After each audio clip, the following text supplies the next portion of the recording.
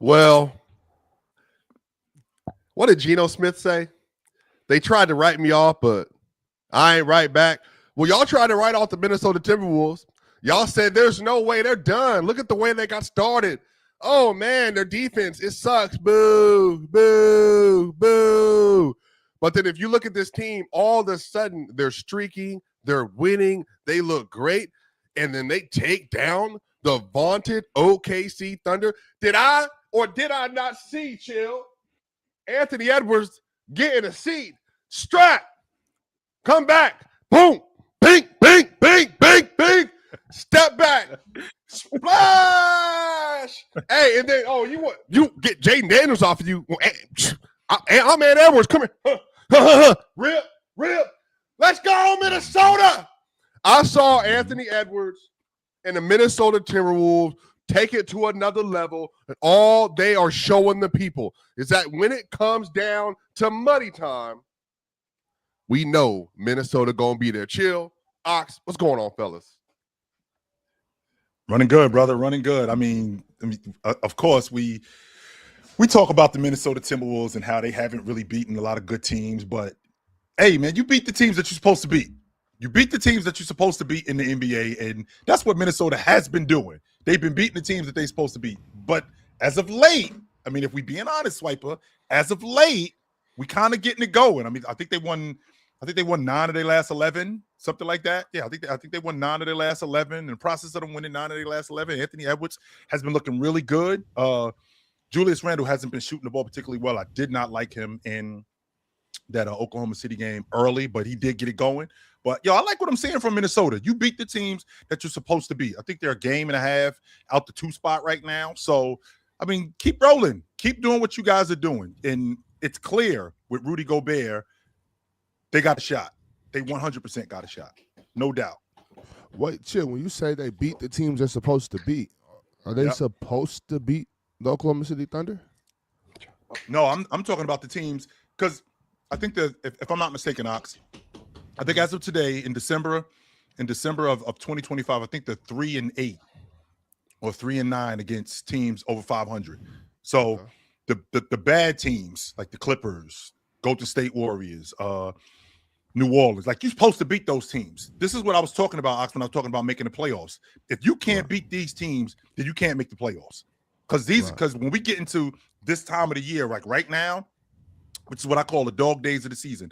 This is the third of the season where we're going to find out what these teams are really made of. When you get to the end of the season, Swiper, you're going to see the teams that were here, how good they were during this stretch from around December the 18th up until the trade deadline. We're going to see how good those teams was. We're going to see those teams at the end of the year. Yeah, I mean, I don't know. Yeah, I mean, you got to obviously beat the teams that are below 500 to make the playoffs. That's how you rack up over 50 wins. But I don't even think that's the conversation for the Wolves. I think a lot of it was people were saying that we don't think they are one of the upper tier teams in the league based on how they're performing versus above 500 teams. Now, if you look at the schedule and you look at kind of how everything's laid out so far, OKC hasn't played a bunch of teams above 500. I think they played 9 games. They might be 6-3 in those games, if I remember correctly. That's exactly their record. Or it might be 6-2 now.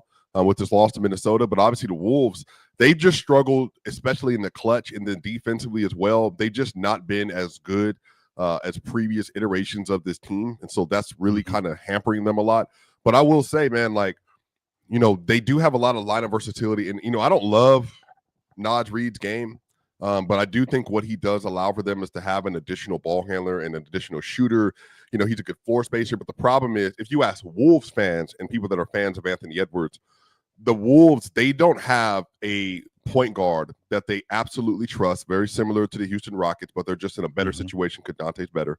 But they also don't have a backup big that they trust. And some of this is going to be, who down the stretch of the season is going to be able to take over that spot from Rudy Gobert, because I don't personally love the fact that they're playing Naj Reid at the 5. I don't love those minutes. He's not a good defender. And, he had that 2 years ago when him and Cat would be able to make it work. But just so far this year, his defense has just not been there. And he's small. And that's really hard to deal with. Now, he makes up for it supposedly with the offensive value on the other end.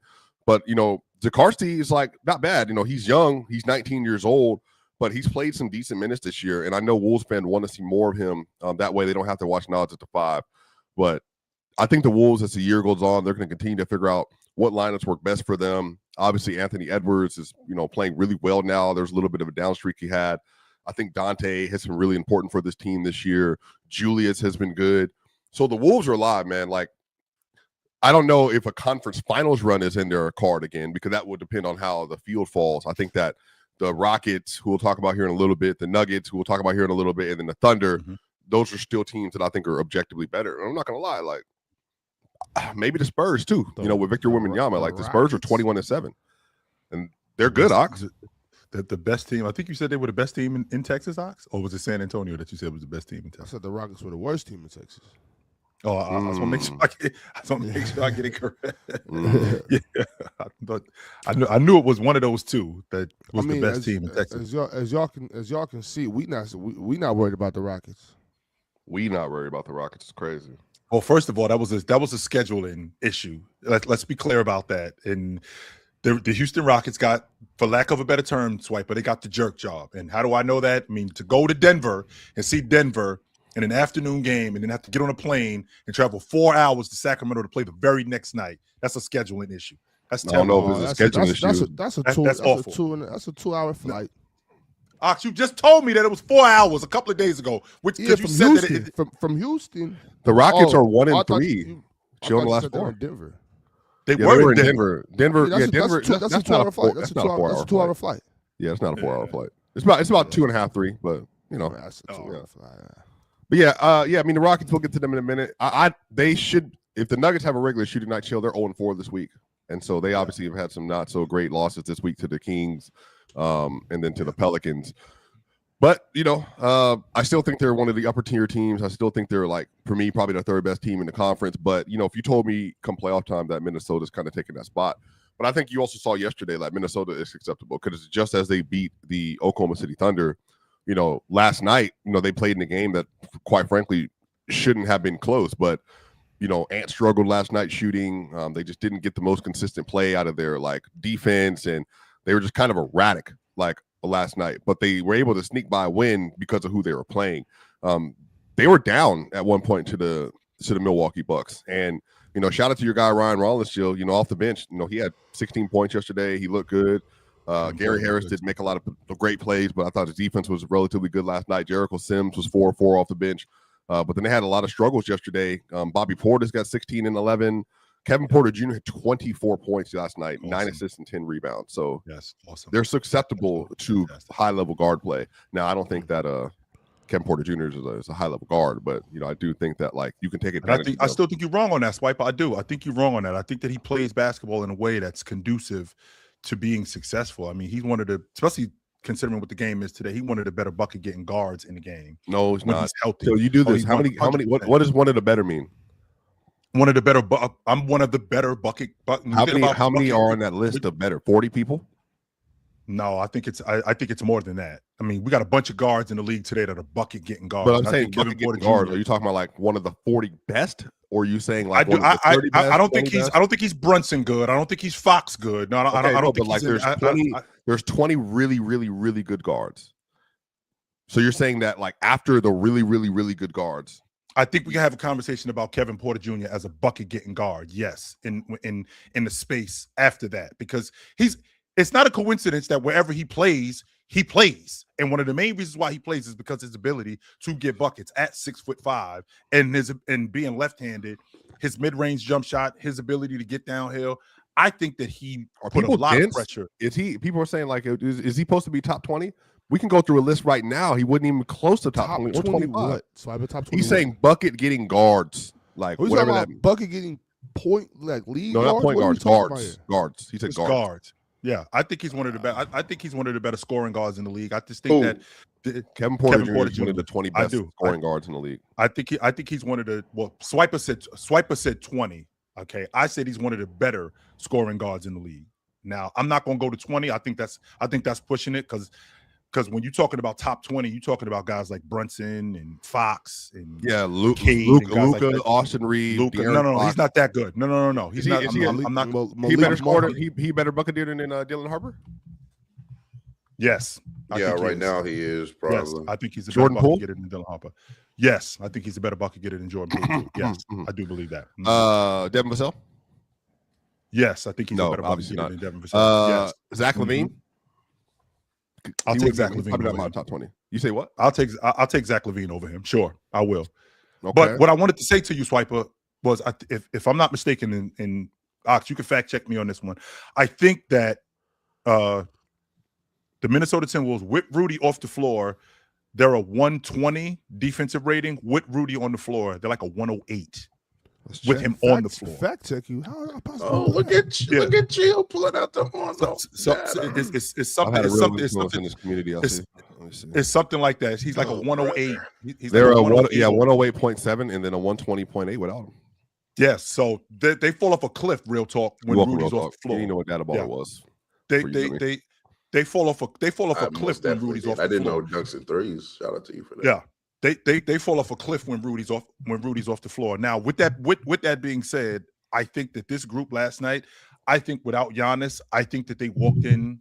I think Minnesota had Milwaukee come into their building, and they thought this was a chill out game. Like, we're gonna handle these dudes, only to find out that later on they were in a dogfight, and they didn't realize that Kevin Porter, especially considering Minnesota has a hole at their lead guard spot, and Kevin Porter took advantage of that. I personally think that Shannon would fit better at the league guard spot for them, but they just don't. Shannon Jr. brother. No brother. No, not yet. I just think that he would fit better at the league guard spot. But he's Are not you saying to like handle the ball or? Yeah, I mean that's what he did in college.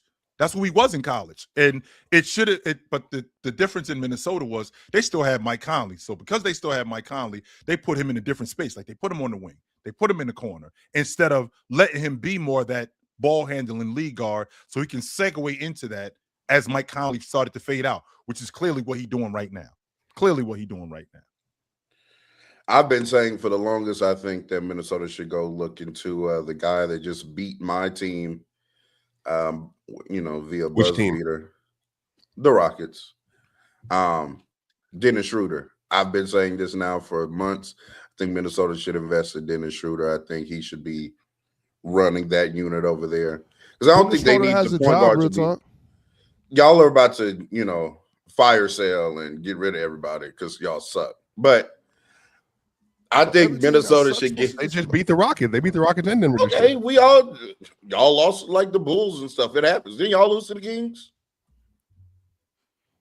Swipe. Yes, they did. Oh, maybe. he went remember. mute. Okay, I couldn't. Okay, the talkative one went mute. I wasn't used to it. But Dennis Schroeder should be the point guard over there in Minnesota. That's how I feel. I think they should try to get Dennis. You know who I want over there? Who? I don't know who that is. I don't. You just started. Yeah, I don't know who that is. Together. I have no idea who that is. Yeah. Who's that? Real talk. Who am I? Yeah. Is that Ja? Are you John IG Morant? Live. Yeah.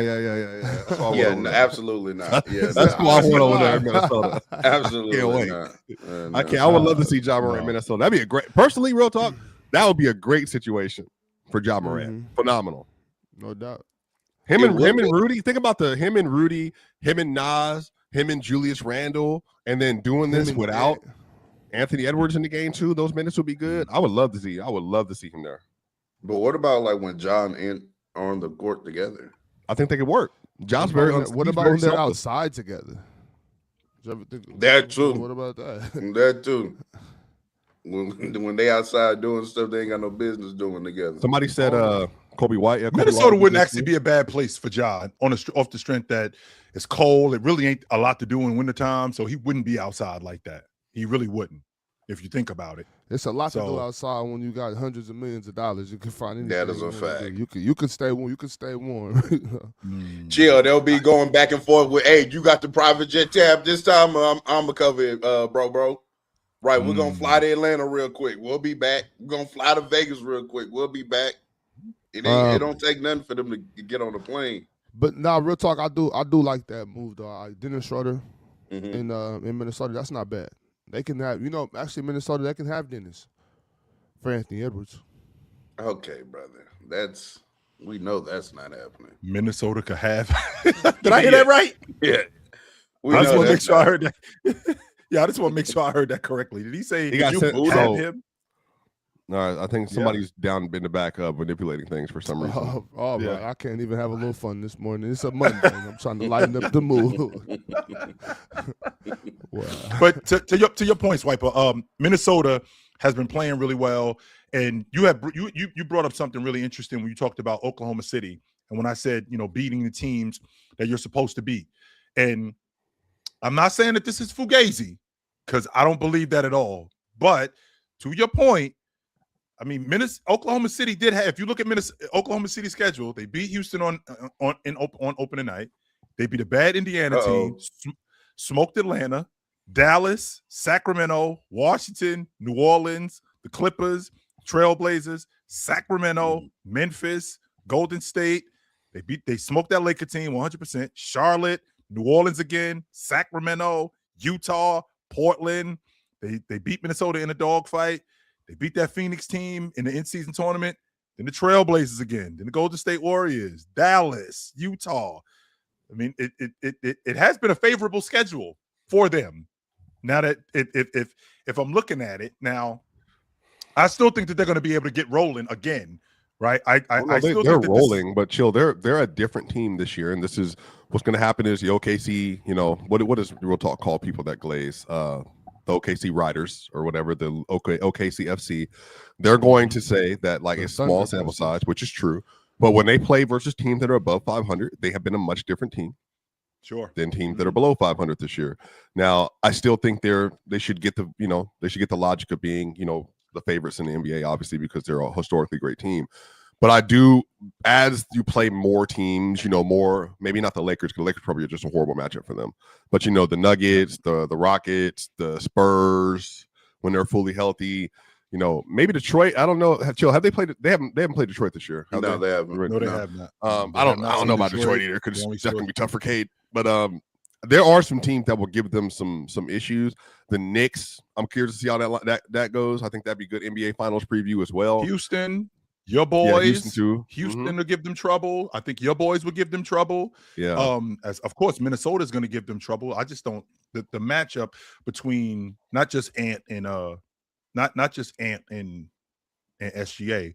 I think that Minnesota's front line definitely gives Oklahoma City trouble. No doubt. With Julius Randle being on the glass, with Rudy being the rim protector and being on the glass and holding them to one shot. And if they do a better job, which they did the last time they played them, if you do a good job in taking care of the basketball against Oklahoma City, you'll have a shot. If you turn the basketball over, they turn your faults into buckets. So if you don't take care of the basketball, if you don't get back in transition, they are going to score. That's just who they are. And I think Minnesota, when they play against Oklahoma City, they do a good job in taking care of the basketball. They do a good job in getting back on defense. They do a good job in holding Oklahoma City to one shot. And they just got to stop letting Nas Reed switch out onto Shea, brother. Like I'm so tired of seeing that. Like stop conceding that switch. I mean, they concede switches because as you know, Swipe, I've heard you say this over and over again. Coaches are doing this because via the data. You switch, you allow an isolation. You're probably going to grade out positively the more and more you do that. Now, of course, great players can get hot and get to cooking a matchup, but I understand why coaches do it. But Minnesota's athleticism definitely gives them a certain floor, right? And that's why they've been a good playoff team for the past few years because they have athletes like a Jaden McDaniels, 6'9", that can, athletic, Ant, Terrence Shannon Jr., obviously coming off Jalen Clark. Jalen Clark, yeah, exactly. I really wish they still had Nikhil because he was a big part of what they used to do in the playoffs. Not everybody can be rich, bro. Yeah, shout out, bro. Yeah, he was a big part of what they did in the playoffs as well, as far as point of attack defense, being able to hit open shots. So Minnesota's always going to be right there as far as a good playoff team because their baseline of athleticism and defensive personnel. Real talk, is that why we should have been higher on the Spurs preseason, though, based on what you're saying right now? I think it was fair to kind of see, what does Dylan Harper look like? What does Stephon Castle look like this year? Did he take a step up, or did he, have a sophomore slump or whatnot? But I mean, as of now, we looking at it now when the Spurs are real talk. You're being easy. You're being too easy on real talk. The whole problem with the Spurs is that 90% of NBA fans have only seen De'Aaron Fox play maybe 5 times, and they don't know how good he is. They weren't watching De'Aaron Fox play basketball until now. Now, remember, I was telling you earlier, Chill.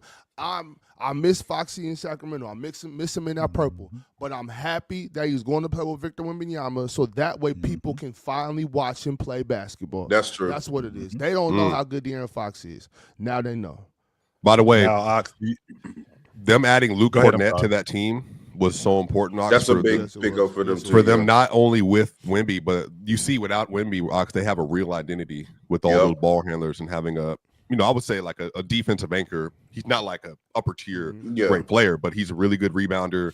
He's obviously he's very fundamental in the paint. And what I mean by that, especially for people in the chat, like, what do you mean fundamental? I just think he doesn't lose sight of what his advantages are in the paint, and he doesn't try to overhelp and overcommit because of the lack of athleticism. But he's good enough vertically that if you challenge him, then he's going to win a lot of those possessions. And just for people to understand, this year, when teams are trying him at the rim, they're shooting 4.7% less. So he's like a 72nd percentile rim defender this year, which is good. And then teams are shooting 9.3% worse when he's guarding them as well. So he's good at knowing what his skills are and being able to contest high, don't foul a whole lot. But then when you add Devin Vassell, Victor Wembanyama, Stephon Castle, and Dylan Harper around that kind of a player, it gives them like an actual identity around a big who could screen and roll and finish vertically. So they just done a really good job. And then you added what school did he go to? Luke Cornett, Chill. Let me see. I don't know. Vanderbilt. He went to Vanderbilt. Okay. Yeah, he went to Vanderbilt. He wanted he wanted them smarty art dudes. So yeah, he went to Vanderbilt. So, is he a theater guy? Yeah, it might be. Yes. Last year, even last year, or maybe even the past 2 seasons, the Spurs have been a good team when Wemby's on the court. That hasn't been the problem, even with lesser talent around him. The problem has always been, when he went to the bench and they were subbing in Zach Collins, and Zach Collins was just a terrible player. You know what I'm saying? Yeah. But now that they have Luke Cornett, those backup minutes now, they're good in them, and now they're a really good team, and they're second in the West because now they're not terrible and don't fall off a cliff when Wemby's off the court. Well, they're 9-3 with what is it? 9-3 exactly. Yeah, something like that. 9-3, I think. Yeah. The games that he has. I just think that Wemby adds. I think that Wemby adds to what they already do. Shout out, Sammy. I see you, Sammy. I see you, Sammy. I think Wemby adds to what they already do. Like, Wemby isn't one of those players that now that he's on the floor, now we got to conform to what Wemby does. No, Wemby is already a jump shooter. Wemby is already a guy who stretches the defense. Wemby is already a guy who can play fast. He's already one of those guys that can get out in transition. And that's what San Antonio does. San Antonio is that kind of team running with Fox, where if I got the ball off the glass, if I'm Wemby and I'm going with it, if I'm going with it, Foxy will just fill a lane, right? You don't have Foxy's not just standing back waiting for the basketball. That's not his game. Same thing with Devin Vassell. You got a bunch of guys who are go-get-it guys. You got a bunch of guys who can get downhill and get to the rim. And Wemby just adds to that. He's not one of those guys who's a ball stopper and just slows up their offense. I think that's what makes them as potent as they are. And when you add in the defense to what Wemby did, add in the rim protection to what Wemby brings, I mean, that makes them an even more lethal team. So when I think about them and I think about teams like Minnesota, and I think about the matchup, I think Wemby, again, I haven't seen this group in the playoffs yet. I have seen Foxy in the playoffs, and he looks great. But I think about Minnesota against them in the playoffs, and I think that Minnesota could wear them down. And I just feel like, man, I don't know, Chill. They got better everything than Minnesota, though. They got better rim protection. I think they got better defensive personnel this year. They might have better shooters as a group or individually. Well, as a team. Well, Wemby's obviously the best. Like, I think the best defenders between them. I think if you add in all the stuff that they have on the roster, I do think there's something to like. I just think there's a world where they're better. Now, I didn't predict that before the season started, obviously, so I want to be clear about this. I thought the Wolves would be better, but I do think at this point in time now, brother, it's like, dude, they got so many ball handlers and shooters. And Wemby and Cornett, and they're not even playing Carter Bryant and Jeremy Sohan's there. They just have a wings. They got guards. They can dribble. Yeah.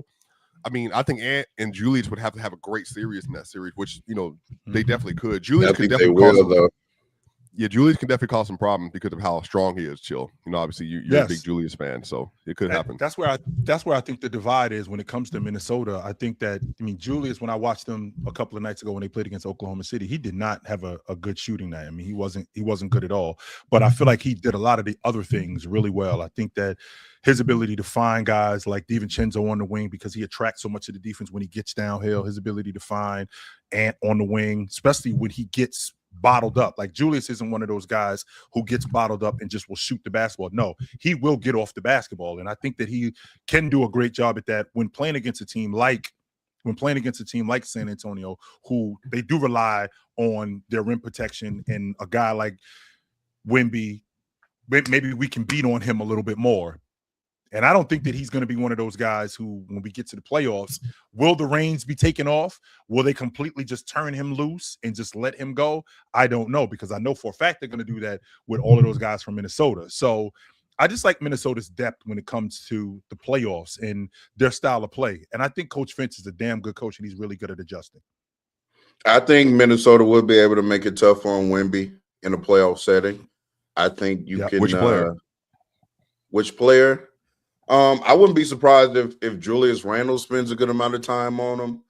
Jaden McDaniels probably gets a few cracks at him, pause. You know what I'm saying? But, obviously the game plan on Wemby in the playoffs is going to be, I think we all know it, be very physical, right? Try to beat them early to spots, front them. Don't let any easy catches. Don't let them get in, catch the ball in position and stuff like that.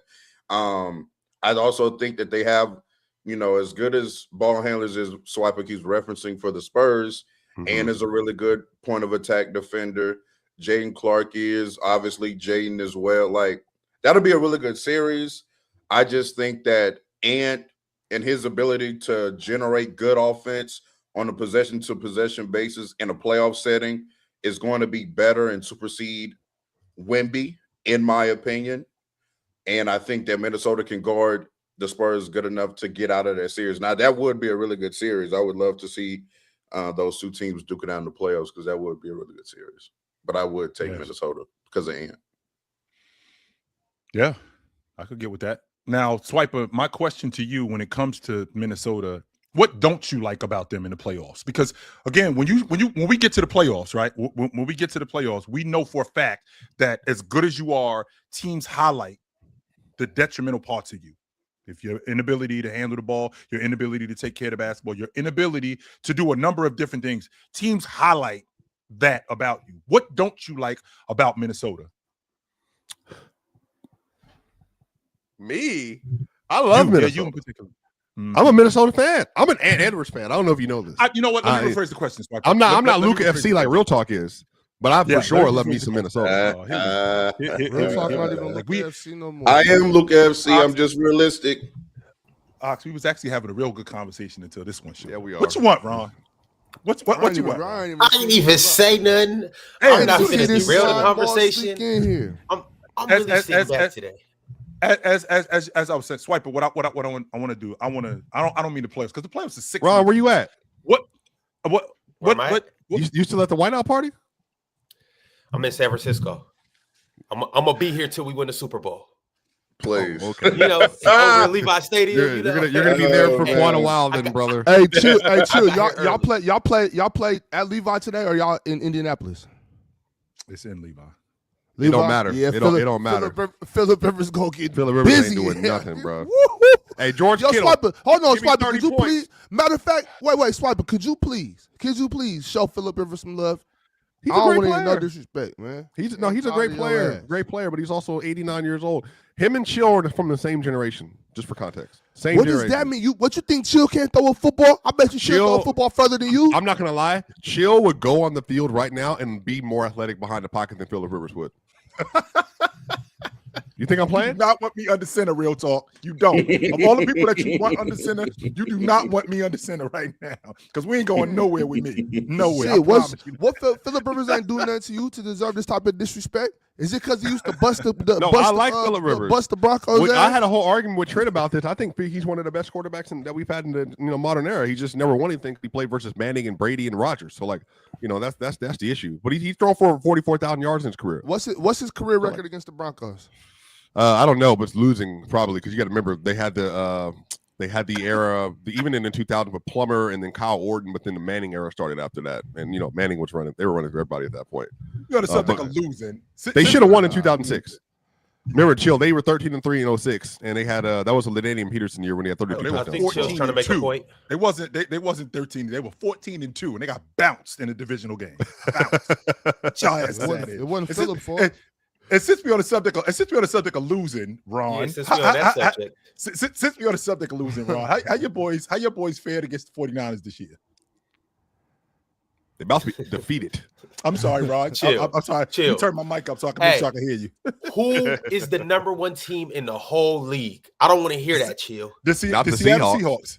They got the number one seed in the NFC. In the NFC, yeah. NFC. In the NFL. No, they don't have the number one seed in the NFL. Who has it? There's 3 teams tied at 14. 3 teams tied at 13-3 right now. Or 12-3. And what is that? Who is it? What is that? No. And what is 13-3? So a tie is leading? That's tied for first place. We're in first place. Wait, so if you telling me if we both get married to somebody, is she married to me or is she married to us?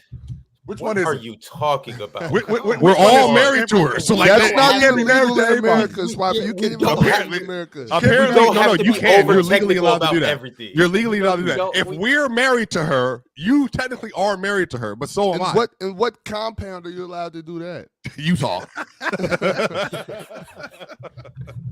Shout out Utah, man. For real. Yo, Chill, go ahead, Chill. Hey, what I was asking, Ron.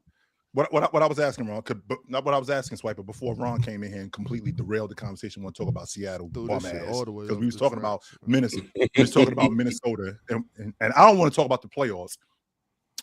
With this group right now, what you've seen with them, what don't you like about them? Because there are a number of things that I think are really good about this Minnesota team. Without Nikhil, Chill, they're a different team. They do not defend the same way at all. That dog. It's not gone. But it's not as doggy as it was. It was doggy dog last year, with Nikhil and the rest of that roster. Nikhil is an absolute animal. The reason why Ann is able to take breaks defensively is because they can just say, oh, Nikhil, you go get him. Jaden, you go get him. But now Ann, I think having to step into the role more, he's still doing a good job. They just don't have the same bite, man. They just can't guard guards the same way they used to. And I think in the Western Conference, especially, Chill, the Rockets are the only team that doesn't have a guard for real. They're the only one. Everybody else does. Denver got one. OKC got one. And then the Spurs got like 4. The Lakers got 3 or 2, depending on what you want to call LeBron. 2 of them. Yeah. And then who else is in the Western playoffs right now, Chill? Let's see. The San Antonio Spurs, Denver, the Lakers, Houston, Phoenix. Got them. Golden State. Shout out. College Gillespie. Yeah, shout out to them. Shout out to them. Memphis is in it. And they don't have Ja, by the way. But and the Trailblazers as of right now. Trailblazers got guards. Yeah, that's just a lot of guards to get through, man. That's a lot of guards to get through. Yeah. So I think that makes it harder. But how do the Blazers have guards and the Timberwolves don't? Well, no. I was more so talking about defensively, like how the Timberwolves would be able to on defense. To maximize their personnel defensively. Yeah. But I do think that makes a difference for them this year. Which is why I think even like Jamal Murray, he's having a way better year versus the Timberwolves than he has in previous years. I think because Nikhil's not there, possibly partially because Nikhil's. Because remember, Chill, it's a mix of Nikhil, Ant, and Jaden, and Rudy that all has them all together. Do you want to talk about him? Okay. All right. We'll talk about that later. We'll talk about that later. Talk about that later. Yo, fellas, I want to ask you, did we talk about, I know you guys have spoke a little bit on what Minnesota's looked like so far this season. Have we talked about any potential external options for Minnesota? In terms of trade or anything like that? I've brought up, I would love Dennis Schroeder on there. The 2 moves I would try to make if I'm Minnesota. Well, hold up, real talk. Before we even get into that, because I do want to get into that and I want to spin into that because I think Minnesota has the potential to get better. And we obviously know that they are in need of a point guard. And they've actively made that known. But before we get into that, y'all, you guys know what time it is. It is time for me to tell you guys about the best app that there is. But before we get into all of our quick picks and all of that, You know it's the most wonderful time of the year, right? Yes, it is Christmas, baby. And for Christmas, we are putting something very, very special under your tree. Now, there is $10K worth of prizes that you can potentially clean up on. And there is a limited amount of spots for you to do that. Now, I know all of you guys are basketball aficionados. And so this is the time for you to put your basketball knowledge to the test and be the Grinch that stole Christmas and take everybody's presents from underneath their tree. But here's the thing. You got to enter by 9 a.m. Christmas morning in order to get into this contest. And once you do that, you will have 6 different players that you will pick in 6 different tiers. And your job is not really about the top tier or even the second to last tier. Your job is to get those bottom 4 tiers and really find the sleepers in those tiers. And that's what's really going to put you over the top and ultimately allow you to win. But enough talking, more action. Download the Splash Sports app. Join Players' Choice's 10K Christmas Day tiers and ultimately get in the winner's circle. You know I'm going to take one of these presents. Hey, y'all know me. I'm going to take something. And it's probably going to be Swiper or Chill's present. But I encourage you to come and snatch Ox, Real Talk, or even Penn's present. We will see you guys in the winner's circle. Y'all know what time it is. But as of right now, we got some quick picks. So let's see what we're going to do today. Fellas, we're going to go ahead and open the floor. We all going to make some picks today, if you guys want to. I know the pick that I'm going with, but Ox, you might as well go ahead and kick things off. Who you rocking with, more or less with what player? Excuse me. Excuse me. Sorry, fellas. You know what? I just got a good feeling about Zion Williamson. I think I'm going to take the more on his PRA against the Dallas Mavericks. 6-man Zion? It's only 29.5. That's easy money for Zion. I mean, since you've been coming off the bench, you've been cooking. They on a 4-game winning streak. Coop been cooking too, by the way. 6-man Zion. All right, I suppose. Chat, would y'all go more or less on Zion off the bench? I got up earlier this morning to do my research, so. Okay. Yeah, shut up, Brian. I'll be quiet. Hey, I'll trust in your pick, Ox. Real talk. You got anything you want to rock with? You was mentioning Coop. He's a game time. Let me see. Though, so. Oh, he's a game time decision. Yeah. We got who Indiana playing? Indiana's playing Boston. Boston. Mm-hmm. JB playing. What? Yeah, he's a game time decision as well. Damn. So, I mean, first team or second team All NBA. Derek White's playing. Yeah, I'm not betting on that fraud. I mean, you can still go with him though. Like if he doesn't play, it won't count on the contest. Is that 24.5 PRA for Andrew Nembhard? It is. Yeah, take that. He's been. You ain't watched Andrew Nembhard all year. He's been playing well lately. Yes, I have. He was actually my pick for most improved player this year, but. So I got some nerds talk about people not watching somebody. Exactly, Chill. Exactly. Brother, I have league pass just like you. All you did was copy my preseason picks that are available right now on my page. That's pinned to the top of the screen. That is a lot. Are we gonna be PRA merchants? We're not limited to PRA, but I mean, yeah, I'm taking Jamal. Whoa! It's a projected. So updated. Yeah. Remove. See, it went up. See, that's how you knew I was cooking. If you pick something and go up, yeah, exactly. Nah, they removed him. Oh, they removed him. Period. I don't know why. Hold on. Because it was already 24.5. It said it was removed. I'm not sure. All right. Well, I'm taking Jamal 25.5 points more. Less. Oh, yeah, okay. You got to make another pick. Real talk. But Swiper, you said you want Lester. Yeah, I want Lester at 25.5 more. You taking the more on Lester? Yep, taking the more on the guy having a career season, and a bounce back game. Right. Keontae George is out there, his young clone, so he got to show out. Okay, Chill. Can I take a look at that Charlotte Cleveland game? Like who's available? Let's see. You taking a player from Charlotte, right? What's the? Yeah, I'm gonna take the 5.5 points for Lonzo. I might have to take the less on that. Let me stop. Let me cut it out. Hold on. Nah, you did not chill. I'm focused. I'm focused. You can rock with that. Hey, if Lonzo's a bum, he's a bum. Chill, ain't no hate with that. Real. Hey, chill, we're trying to get this money right now. Yeah, we are really trying to get this money. Let's see. You know what, Ron? I'm gonna take the less on Lonzo. I am. I'm taking the less on Lonzo. Yes. All right, Lonzo. Look, don't turn into Chino Hills, Lonzo, all of a sudden at night. Don't do that. Does it break it up between like can you do like first quarter or first half? I haven't seen that option on Splash Sports in particular yet. No, real talk. It does not. Okay. Because I would have took Jokic first half rebounds, assists, because he finna farm that first half. Let me take the whole game on Jokic Like and farm go he does every other game. Well, for the points or PRA? No. He be farming them rebounds and assists early. That's what he be doing. Yo, Big Ox, can you go up? Scroll all the way up, like all the way up to the tippy. Can we Ron, go to the host section, and then I want you to find how many times will Ron mispronounce a word today. I want to take more on 5.5. What you want, Ron? You know where it says NBA? I bet you I won't mispronounce this. Go to NFL. And whoever's right there, take the less. On broadcast call. Yes. You don't want to take the more. Hey, by the end of this, we're gonna be calling him Brock Lesnar. I'm taking the more on Phillip Rivers. So. Hey, wait, Brock Purdy at less than 245. It might be a blowout today. So yeah, I mean that's actually not bad. What's Knippel? Oh, my fault. Real talk, you still got to make another pick. So Knippel, 18 and a half points. You want to go PRA, assist. What's his threes? How many threes made?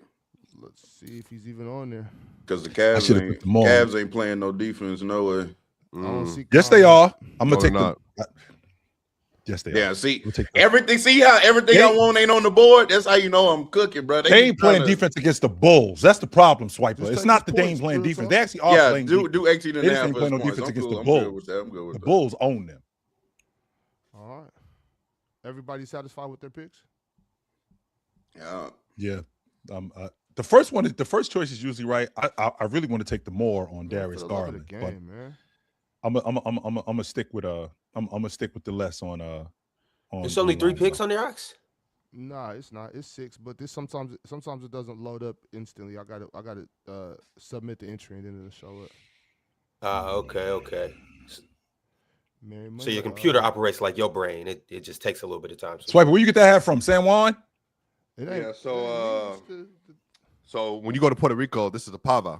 So when you go to Puerto Rico, everybody wore the Bad Bunny concert. This is what they would wear like out in the fields and all that stuff when they're working it. So Puerto Rican, they celebrate.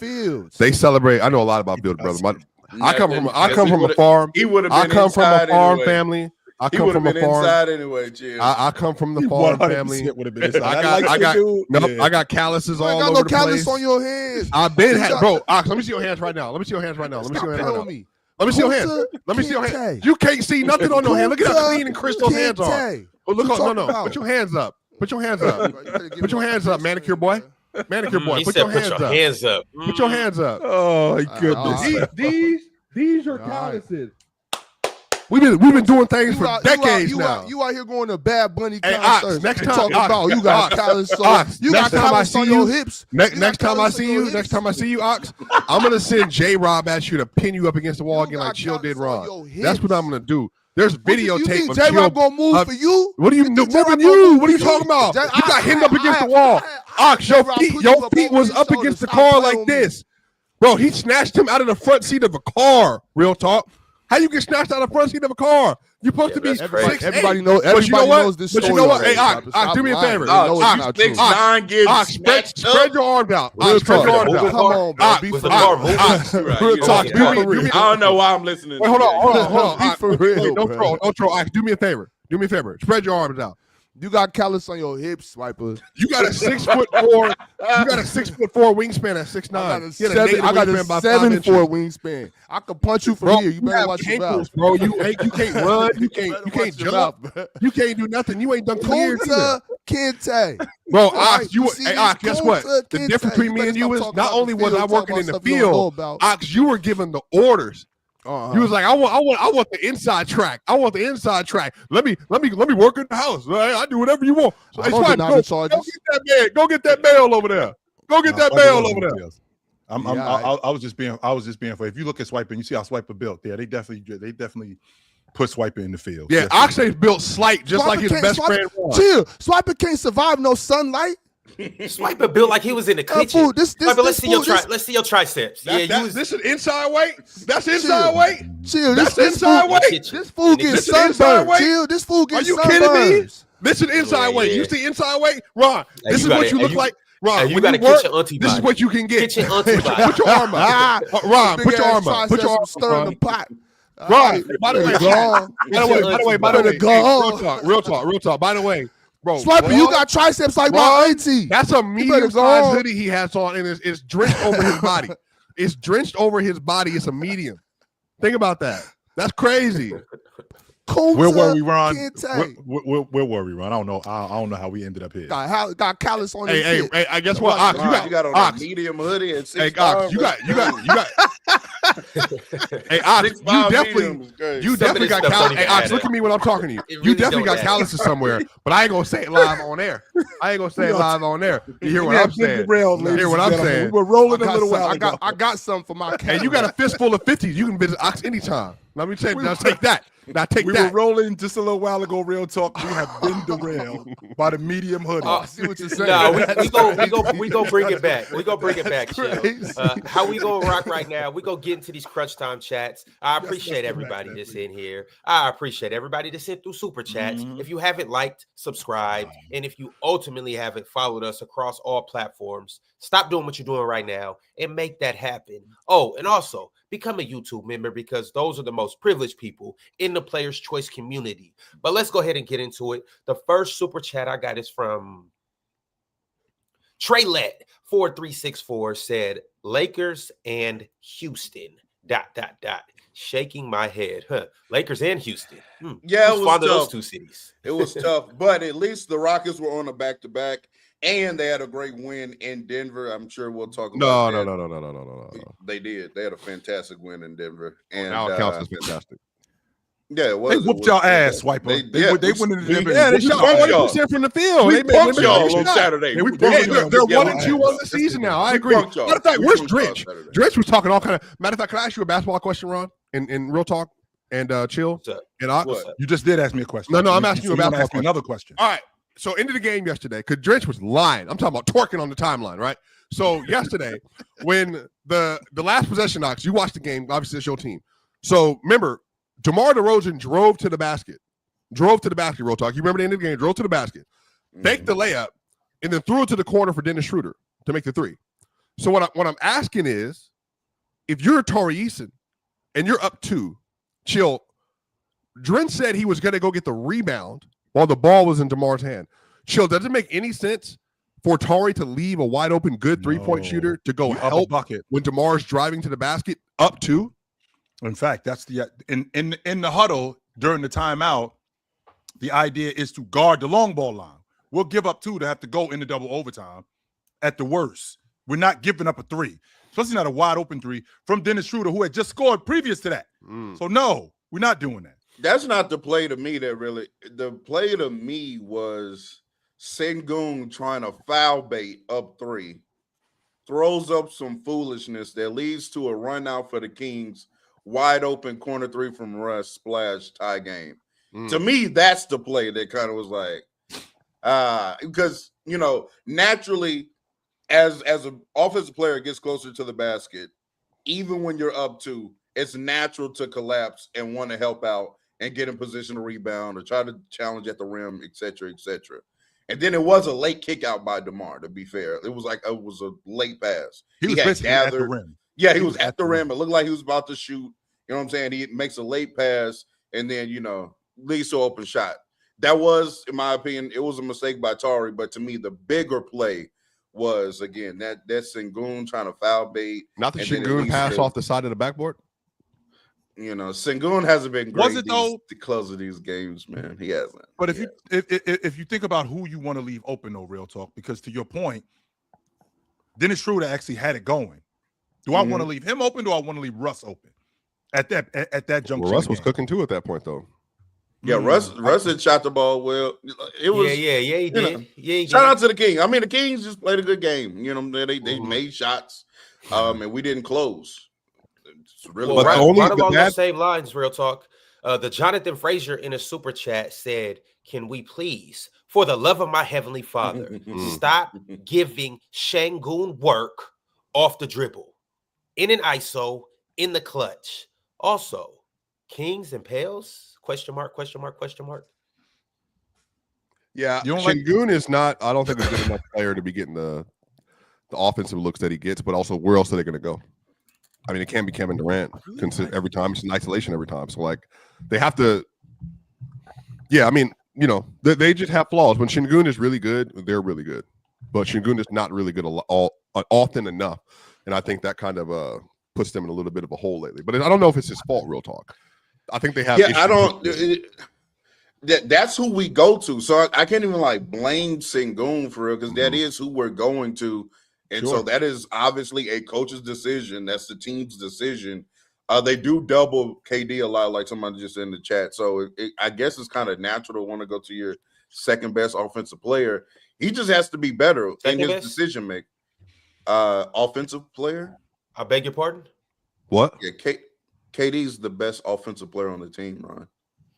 Okay. Yeah, I mean he's the best filling his role. Sengun's the most important for how they play, but that's just. I just think that's Sengun on that right box and in that right elbow. I think that's where he operates the best. That's the space where that's the space where he gets his best looks.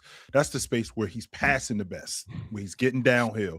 That's the space where if you want to give him the ball and you want to put him in space where he's going to be successful, that's the space right there. I don't like him operating on that left box. I mean, the left box is where he operates the best. I don't like him operating. He's grading out this year. He's taking most of his possessions out of the post this year. And he is an average, by definition, a 49th percentile post scorer this year, which is average. So, like, it's not like a negative 45, it's just, or 49, it's just average. Like, you know, he's just not, he doesn't have a spot on the floor where he's like excellent. He's good in certain things, or he's good in, he's excellent in transition, like as a transition player, but like, there's nothing else that he's grading out super well in. Now, he runs a pick and roll ball handler very well, but again, you know, he's a 5, so he didn't run that a lot. You know, he's running with Ahmed and KD. And then on top of that too, because he's on the court with some non-spacers kind of regularly, and then on top of that, like Sengun's not this like big guy. When you see him, he's like, what is he, 6'9", 6'10", legit? He's like 6'9" at the 5, so it doesn't come easy for him a lot of the times when he's under the basket against some of these bigger bodies and he's trying to like finish these hooks and little runners over length and stuff like that. So I don't know. I do think we need to try to incorporate KD more in the closing of the games. But that's where the numbers get skewed at, Swiper, because the numbers that you just ran off, when I'm watching him, like he's going at Joker. When I'm watching him, when he gets on the box, he's going at successfully though. I think that's the problem. Like when he goes at you, I mean, he's not bad against those guys. I mean, he's scoring around. He's not great. He had 8 points. Real talk the other day. Something like that against Denver. Yeah, against Denver at 8 points. He wasn't great. He wasn't. Yeah, he just doesn't. But that's what I'm saying. He doesn't have chill. So it the sounds difference like is, you know who he could be like offensively? Julius Randle. If he had more of that in him, like an actual jumper, the quick using his quickness, because he's quick.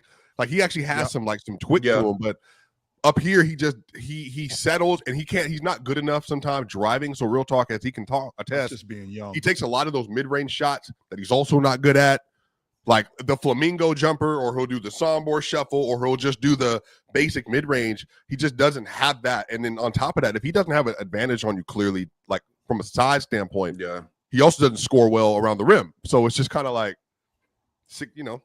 For Sengun to be the player that everybody wants him to be, like he's going to have to be able to hit jumpers. Like he's too small of a frame to just try to dominate in the paint like that. He's going to have to be able to consistently hit jump shots from mid-range on in. And even those touch shots around the basket, like he's going to have to hit those consistently.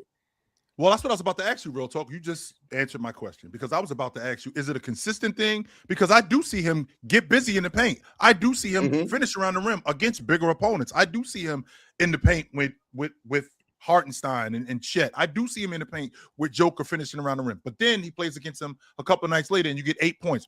So it sounds like it's a consistent thing, which goes back to him still being young. I mean, what is he, 23? Yeah.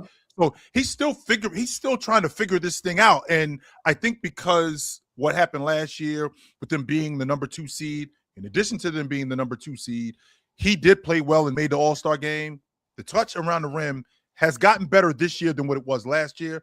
But I think that we're in a space with him where we're still trying to figure out, one, who he is, and number 2, we're still trying to get a consistent shot from him and a consistent space from him and where he's the most effective. And I just think that that's largely due Chill, he to is him the being definition young. of when people say there's PRA merchant. He's not a merchant. He's good, but he is heavily lifted. His value is heavily lifted by PRA, meaning he's not actually as good as I think a lot of the numbers are indicating from a raw standpoint. I think the problem is he's still a negative scorer this year. Like he's scoring more points than ever, but the efficiency isn't, league average. He's below league average. From turnover standpoint, he has 82 turnovers so far in the season. And, he passes the ball like a frequent amount, but not like a lot. He's averaging three turnovers a game. 3.4 turnovers a game, which is yes, he can. He could do which is it's not bad. It's it's not bad, but it's just like from the amount of passes that he's throwing, from the shot diet that he has, there's just levels for him to get to. I just think that's going to take time. To your point, Chill, I think like he just needs time to continue to develop into that kind of a player. But Şengün's still good. He's their most important player for me by far, because they just can't survive without him doing what he's doing. Go ahead. Jonathan Fraser said also. The Kings and the Pels. Do we know what he's referencing? What do you say? The Kings, the losses to the Kings and the Pels. Mm-hmm. They lost. Yeah, we lost. Yeah, 25-point comeback win for the Pels against the Rockets, which is absolutely disgusting. And then yes, dropping the game. I'm more so lenient on the Kings loss just because betting against a team away on a back-to-back is one of the safest bets in sports. Like even no matter how good that team is, usually odds are they're at least the bad team is going to that night cover the spread, if not just flat out win the game. So that's why I'm more lenient on the Kings loss. But that Pelicans loss is inexcusable. That was horrible. All right, the next super chat I got is from MP13. MP said OKC fans and their players got some goddamn nerve complaining about foul calls when they are assaulting people on one side of the court. Do you see Chris Finch do that crash out? Yeah. Coach Finch got tossed because of it. That was crazy. That was clearly a foul. Yeah. That was clearly a foul. That was clearly a foul from Ant. Ant should have been at the free throw line. That's number one. And then for Lou Dort to basically almost break Julius Randle's arm, he came across. And Coach Finch had enough. And I don't understand you as a lead official, how you can't see that. Now, don't get me wrong. When a guy is swiping down, okay, that's legit. Lou Dort clearly swiped down. That was a foul. Blow the whistle. Because that's how, real talk, that's how fights start, right? That's how we end up losing control of the game, and that's how you end up getting in fights. That wasn't a clean rip. Not only was it not a clean rip, that was a hard foul. And in today's game, that's how things end up. That's why things end up turning into what they turned into. 100%. I love the fact that Chris Finch did that. I think that was strategic. Yes. I think he went into the game knowing, hey, as soon as they do one of these fouls that they don't call, right, which we see regularly when you play OKC, I'm crashing out. And I think it set the tone for the rest of the game because if you see, I think the Timberwolves shot like 40-some free throws that game. 47. I guess. Exactly, because they actually blew the whistle every time. Majority of the time when OKC was out there playing like the Steel Curtain in Pittsburgh, right? So if you do that, you will get to the free throw line regularly against OKC. And I think coaches should do this more often when you're playing OKC. I've been saying this since last year. I know it has to be mentally taxing when you're playing OKC and Lou Dort, linebacker Lou, is playing how he's playing. Caruso, free safety Caruso's playing how he's playing. Casey Wallace is playing how he's playing. And then you get to the other end and you bump Shea and he's at the free throw line. I know that's frustrating. I know it is. Well, this is, and by the way, this is not the first coach to say something. Remember JB Bickerstaff last year? He went on a whole rant about it. And I do think OKC fans are not going to acknowledge this because this doesn't mean you're not great. They're still the best team in the league, arguably. But the problem is that coaches have behind the scenes and now publicly are saying they are allowed to play with a level of defensive deference that not only we are not allowed to play, but they are the example. Chill. They have the most physical and best defense, and then their guard you don't get that same level of grace on the other end in defending him. So like you can't score against them consistently because of how much they foul. But then the best scorer they have on their team, you also can't defend with the same level of physicality. So it just puts you in this crazy conundrum where SGA is already so good that you have to try to find ways to stop him. And then the ways that they're stopping you can't use on him. So now he has these free runs at the basket.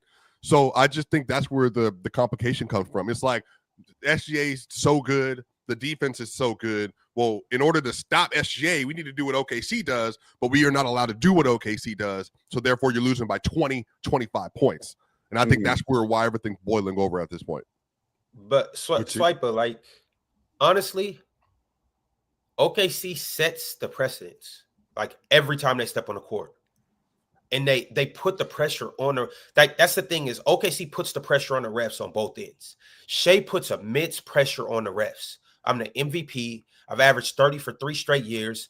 I know how to foul bait. I know how to sell it. And on top of that, can't nobody guard me. He puts the pressure on the refs, and he doesn't just settle for jumpers. He's driving. He's getting downhill. He's shifting defenders. He's making those defenders actually have to play defense. He's constantly putting pressure on the refs. On the defensive end, it's the same thing. They are constantly putting pressure on the refs because they are pressing the most.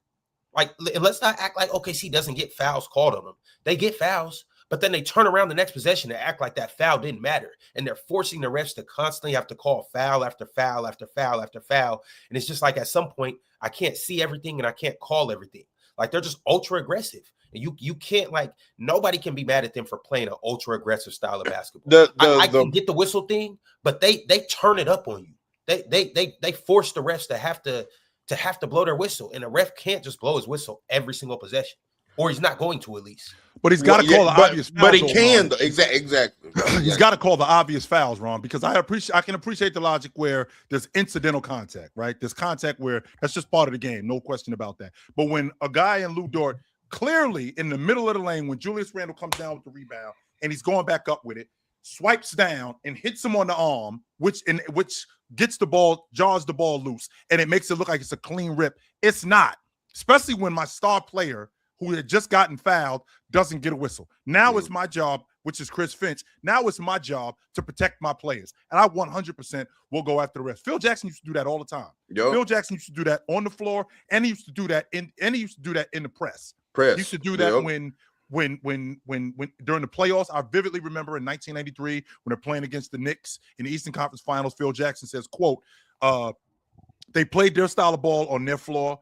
They're not going to play that style of ball on our home floor. That's a message to the referees that, the way that they was playing, y'all let them play like that in their building. I'm not trying to hear y'all letting them play like that in our building. It's not just OKC, because I want to also be clear about this. Minnesota versus Denver 2 years ago, the same thing happened when game 2 happened. They didn't have Rudy Gobert. They went wild. I'm talking about they were like rabid dogs in terms of how physical they were. And then the Nuggets dominated that game. They made a very, very clear complaint that, like, if you're going to allow for them to play this physical, then you need to allow us to do the same. The Nuggets went on to win the next 3 games, and game 6 happened, game 7. I'm saying that, like, teams do this all the time. Remember, Real Talk probably didn't remember this, actually. 2020, the Lakers, when they played Denver, I want to say they were up 2-0. And then they made a formal complaint to the league in the bubble and then publicly talked about the lack of calls that were being made for the Lakers. The next game, the Lakers got 36 free throws. All right. So, like, I do remember our former complaint that we were this happens all the time. Teams do this. They like you can't allow for them to get away with this physicality, and then they respond. So some of this is just like when you play versus certain teams, you don't. If you have such a clear advantage physically, it puts us in a disadvantageous situation. And so I think when you're playing OKC, the Wolves, the Nuggets, the Detroit Pistons, they've all been very clear.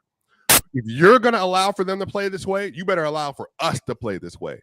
And I think that's what happened after Finch got thrown out, personally. That's just what it is. It's just well, the reason why it's such a big deal, Swiper, to your point, is because a lot of Oklahoma City's production comes from their defense.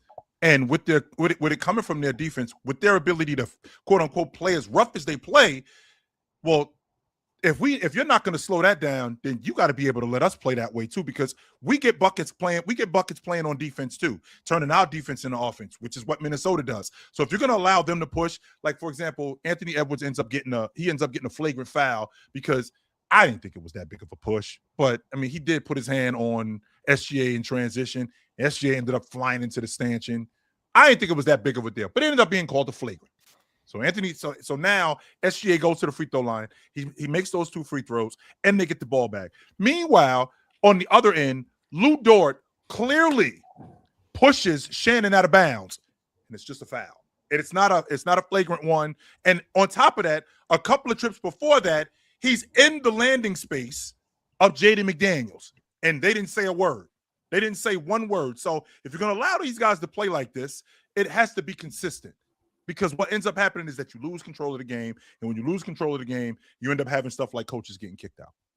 And for everybody in the chat that's like, y'all want to hold defense. Now y'all are complaining about the defense. I don't have a problem with how OKC guards. The problem is the consistency in how they call the game. At least for me. That is the only complaint that I've had against OKC, right? If you're going to allow OKC to play like that, just allow the other team to also play like that. That's really real talk. You know how I feel. Let's do it. Let's do it for real. Because you won't let bigs play that physical at all. Let centers and bigs start playing with that level of physicality and see what happens. Let me be able to start moving like. But y'all, it can't be a let me type of thing though. No. They have to actually do it. No. See, and like it's doing it wrong. Opponents with OKC, they're not. Nobody's defending like OKC. Like, what are you talking about? Nobody. Indiana was nobody also picking up people full court. That's been one of the Indiana biggest. Was out there hacking. No, but that's one of the biggest things that's adjusted. No, Ron, you got to let the point flow and land and then respond. Because I wasn't talking about defense. OKC gets away with pushing bigs out of the paint and also putting multiple hands on big. I'm saying if you allowed for big to control space the same way they're allowed to control space, then bigs would be even more dominant in this league. That's the whole point. Guards are allowed to get away with the level of physicality because they're smaller on the floor. I'm saying bigs are not allowed to do that. Because if bigs were allowed to take space like that, then all of a sudden the league is going to be back where it was in the 1990s, where now bigs are running through the sport.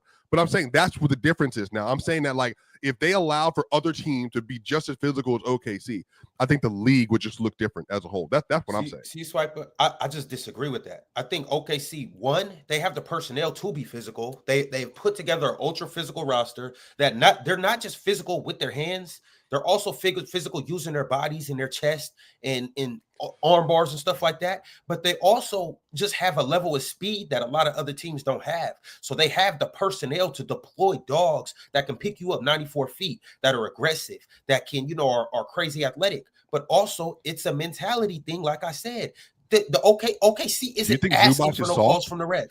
Do you think Zubac is soft?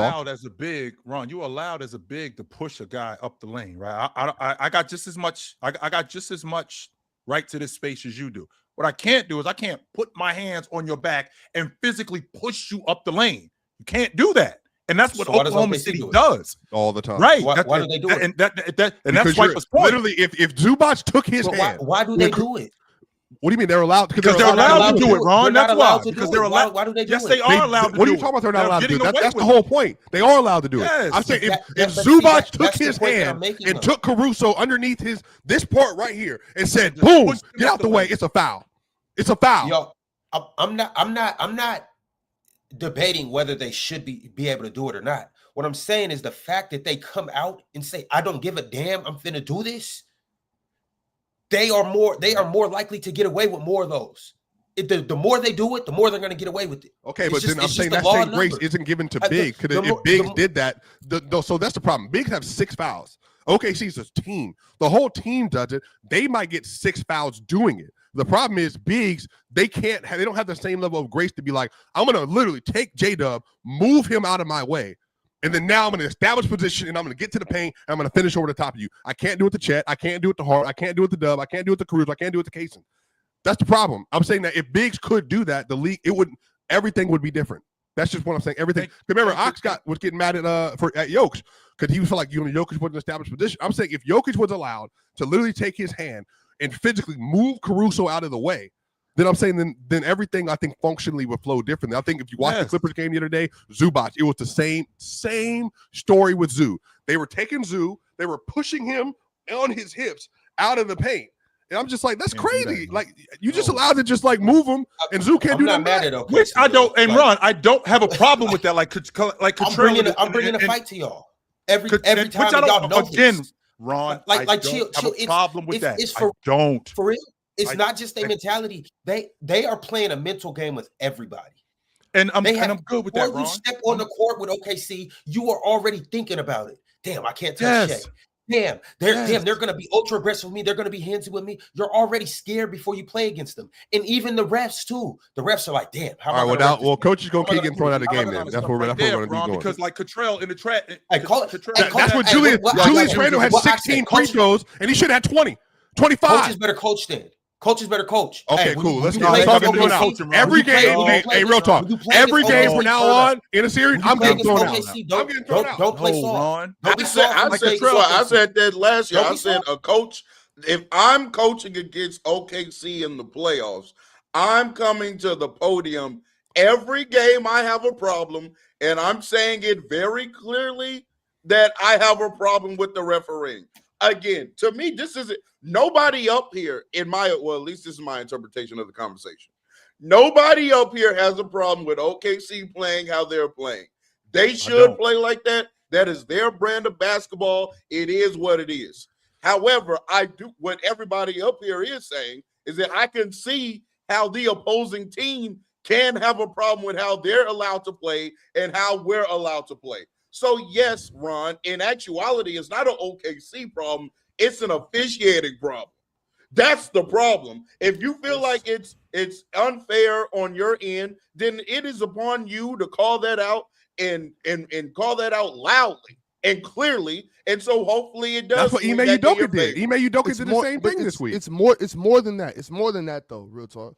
To Ron's point, I don't have a problem with the basketball as a contact sport. And if they're going to allow us, and if they're going to allow Lou Dort, Alex Caruso, and Kaysen Wallace, J-Dub to play that style of defense, Swiper, yes, Jokic has to react. And I'm not saying taking your hand and pushing somebody off you. I'm talking about right here. You don't do it with your hands. You do it with your elbows, your shoulders, and your hips.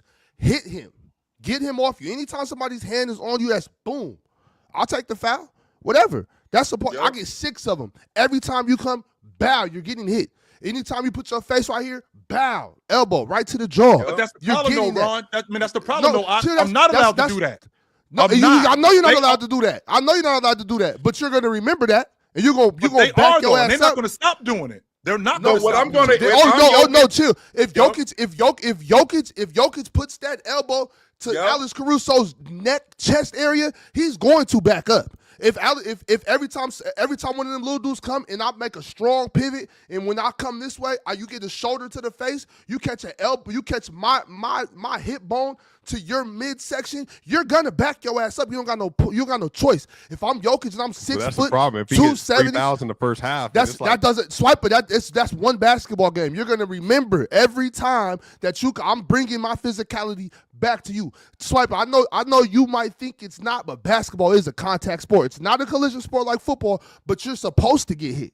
And no, I agree with you, but I'm going to make sure, especially if I'm the bigger one, Yeah. Swiper, I can't allow smaller dudes to bully me because I'm worried about the ref blowing the whistle. Blow that whistle. You're going to blow that whistle till you break it. No, but I hear you though, brother. But what I'm saying is, if you got to bring it back. But Swiper, you have to bring the fight back. You have to bring the fight to this. But Ox, the problem is if you're a player, Jokic, Giannis, for instance, and you're bigs or Wemby, you get 2 fouls in the first quarter doing what you're talking about. Now your team's at a disadvantage. And what I'm saying to you is, do it. The problem is, it's like if I'm out, we're way worse. So if I'm not in the game because of I'm taking an issue with bringing the same level of physicality to your point, now my team is at a disadvantage. So I think that's where people are struggling with. It's like, okay, so if I do this, Ox, boom, get off me. Offensive foul. You don't do it again. And then now I get another random foul. You got 2 fouls, and you out of the game for the rest of the quarter. Now, obviously, I don't play. There's 4 other players on the court, and it's a whole bench. Jokic might not need to do that. And you know who I will do it? Val needs to get out there and do it. I agree. Christian Brown. Ron, Jokic has to be too. Everybody. And Swipe, I understand what you're saying. Your team will be at a disadvantage, but your team's already at a disadvantage when you're letting these hyenas attack you.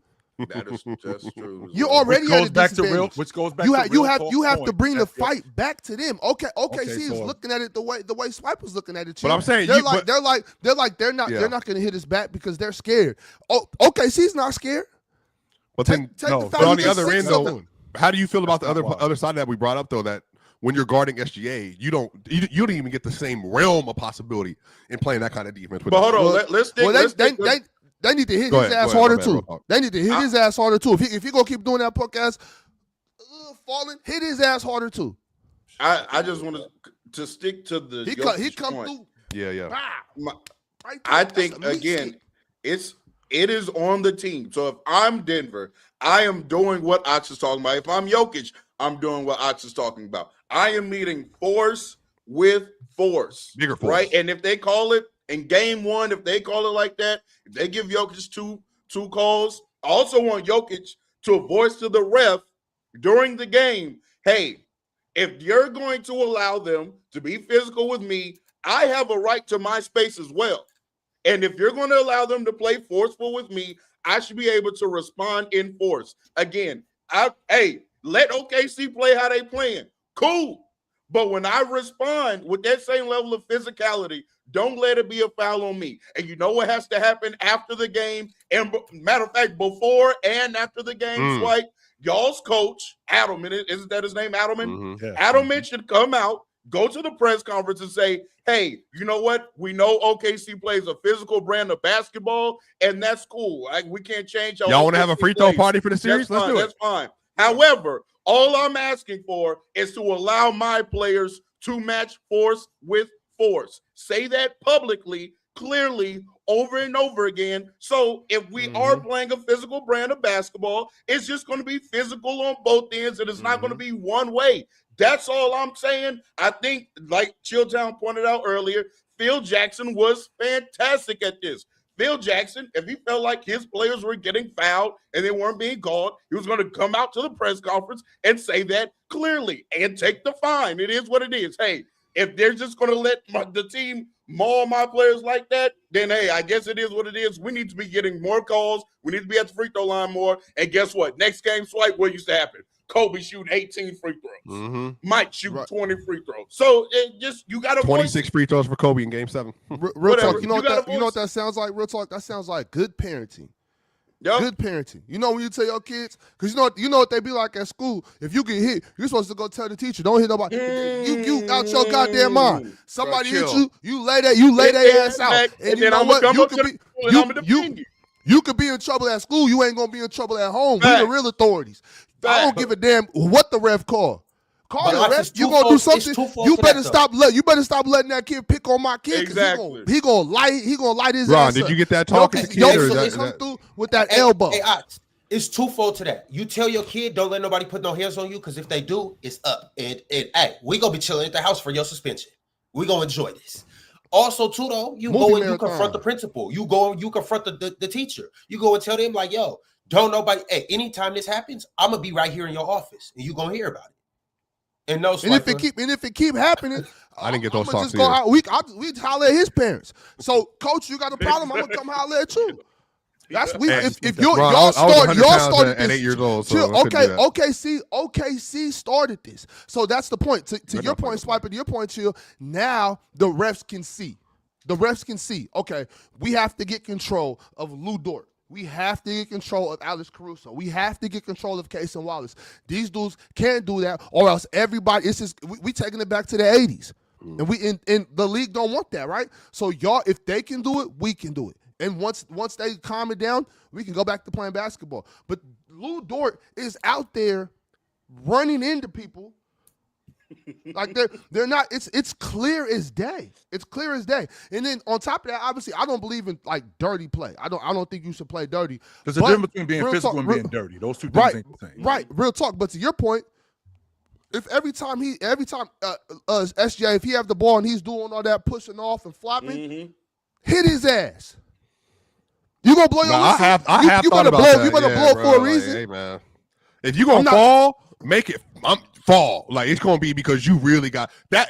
That push from Ant. Now it was a foul on Ant, but I commented on it and said I know that all that soft in Canada. By the way, when Murray ain't soft like that, dude. Real talk. He got pushed. It was a push. But and then that video pissed me off so bad, bro. I was so mad when I see this kind of shit is what turns my blood pressure up. Like this dude in the chat, listen to me, dude, talking about they doing it legally. I ain't saying not to swing on me. I don't got a problem with you swinging on me. My problem is when I swing on you, then now we got the wait a minute, you can't swing on him. No. I don't got a problem with you swinging on me. I don't got a problem with you punching me. But when I punch you back in your face, I don't want to hear nothing. I don't want to hear a word. And that's what this is about. This isn't about anything else. Nobody's saying that the brand of basketball that Oklahoma City plays is bad basketball. You want to play physical? We can play like that. In fact, that's what the great teams do. The great teams show you all the great teams play physical. All of them. Yeah. You want to play fast? We can play fast. You want to play slow? We can play slow. You want to play physical? We can play physical. No problem about that. But what you're not going to do is you're not going to rough me up and push me around. And when I push back, now I'm the problem. No. Hell no. That's not the way that works. And that's all we're saying. That's it. Stop talking about us up here crying. Ain't nobody up here crying. It's the Thunder are physical. The Nuggets are physical. The Rockets are physical. The Knicks are physical. It's crap. All these teams is physical. It's just like, if we all gonna get in the cage fight, let's play by the same rules. That's literally everybody is saying. If we gonna be in the MMA bout, then if you can't scratch my eye, you can't hit me below the belt, I'll make sure not to do that. I'm gonna punch your lights out in every other way, just like Anthony Joshua did that man on TV on Friday night. Like I told you he was gonna do it. He was playing around for 5 rounds, Ron. 5 rounds. I'm playing around with you, laughing, smiling, cheesing. And then as soon as he started laughing, all right, boom, bow. Broke. 2 different places in the jaw. 2 different places in the jaw, Ron. 2 clean breaks in the jaw. Ron, did you see his face after he hit him? You know what he just realized? That it's a difference between a boxer and a fighter. And he got in the ring with a boxer. He didn't understand the difference until he actually saw it and was like, oh shit. That's a big man. He's 6'6", Chill. Huge. I see why Joshua is 6'6". Joshua, you know. There's no way Jake Paul should be catching you flush with right hand, sir. Like Joshua, he's definitely past his prime. But on top of that though, real talk, like you also got to look at it too. Like he wasn't necessarily covering up for all that. He didn't even feel that shit. Like you know what I'm saying? If he's fighting another, dude, like another professional heavyweight, he's not so unconcerned with those punches as he was against Jake Paul. When Jake Paul caught him like that, a regular person would have touched the canvas.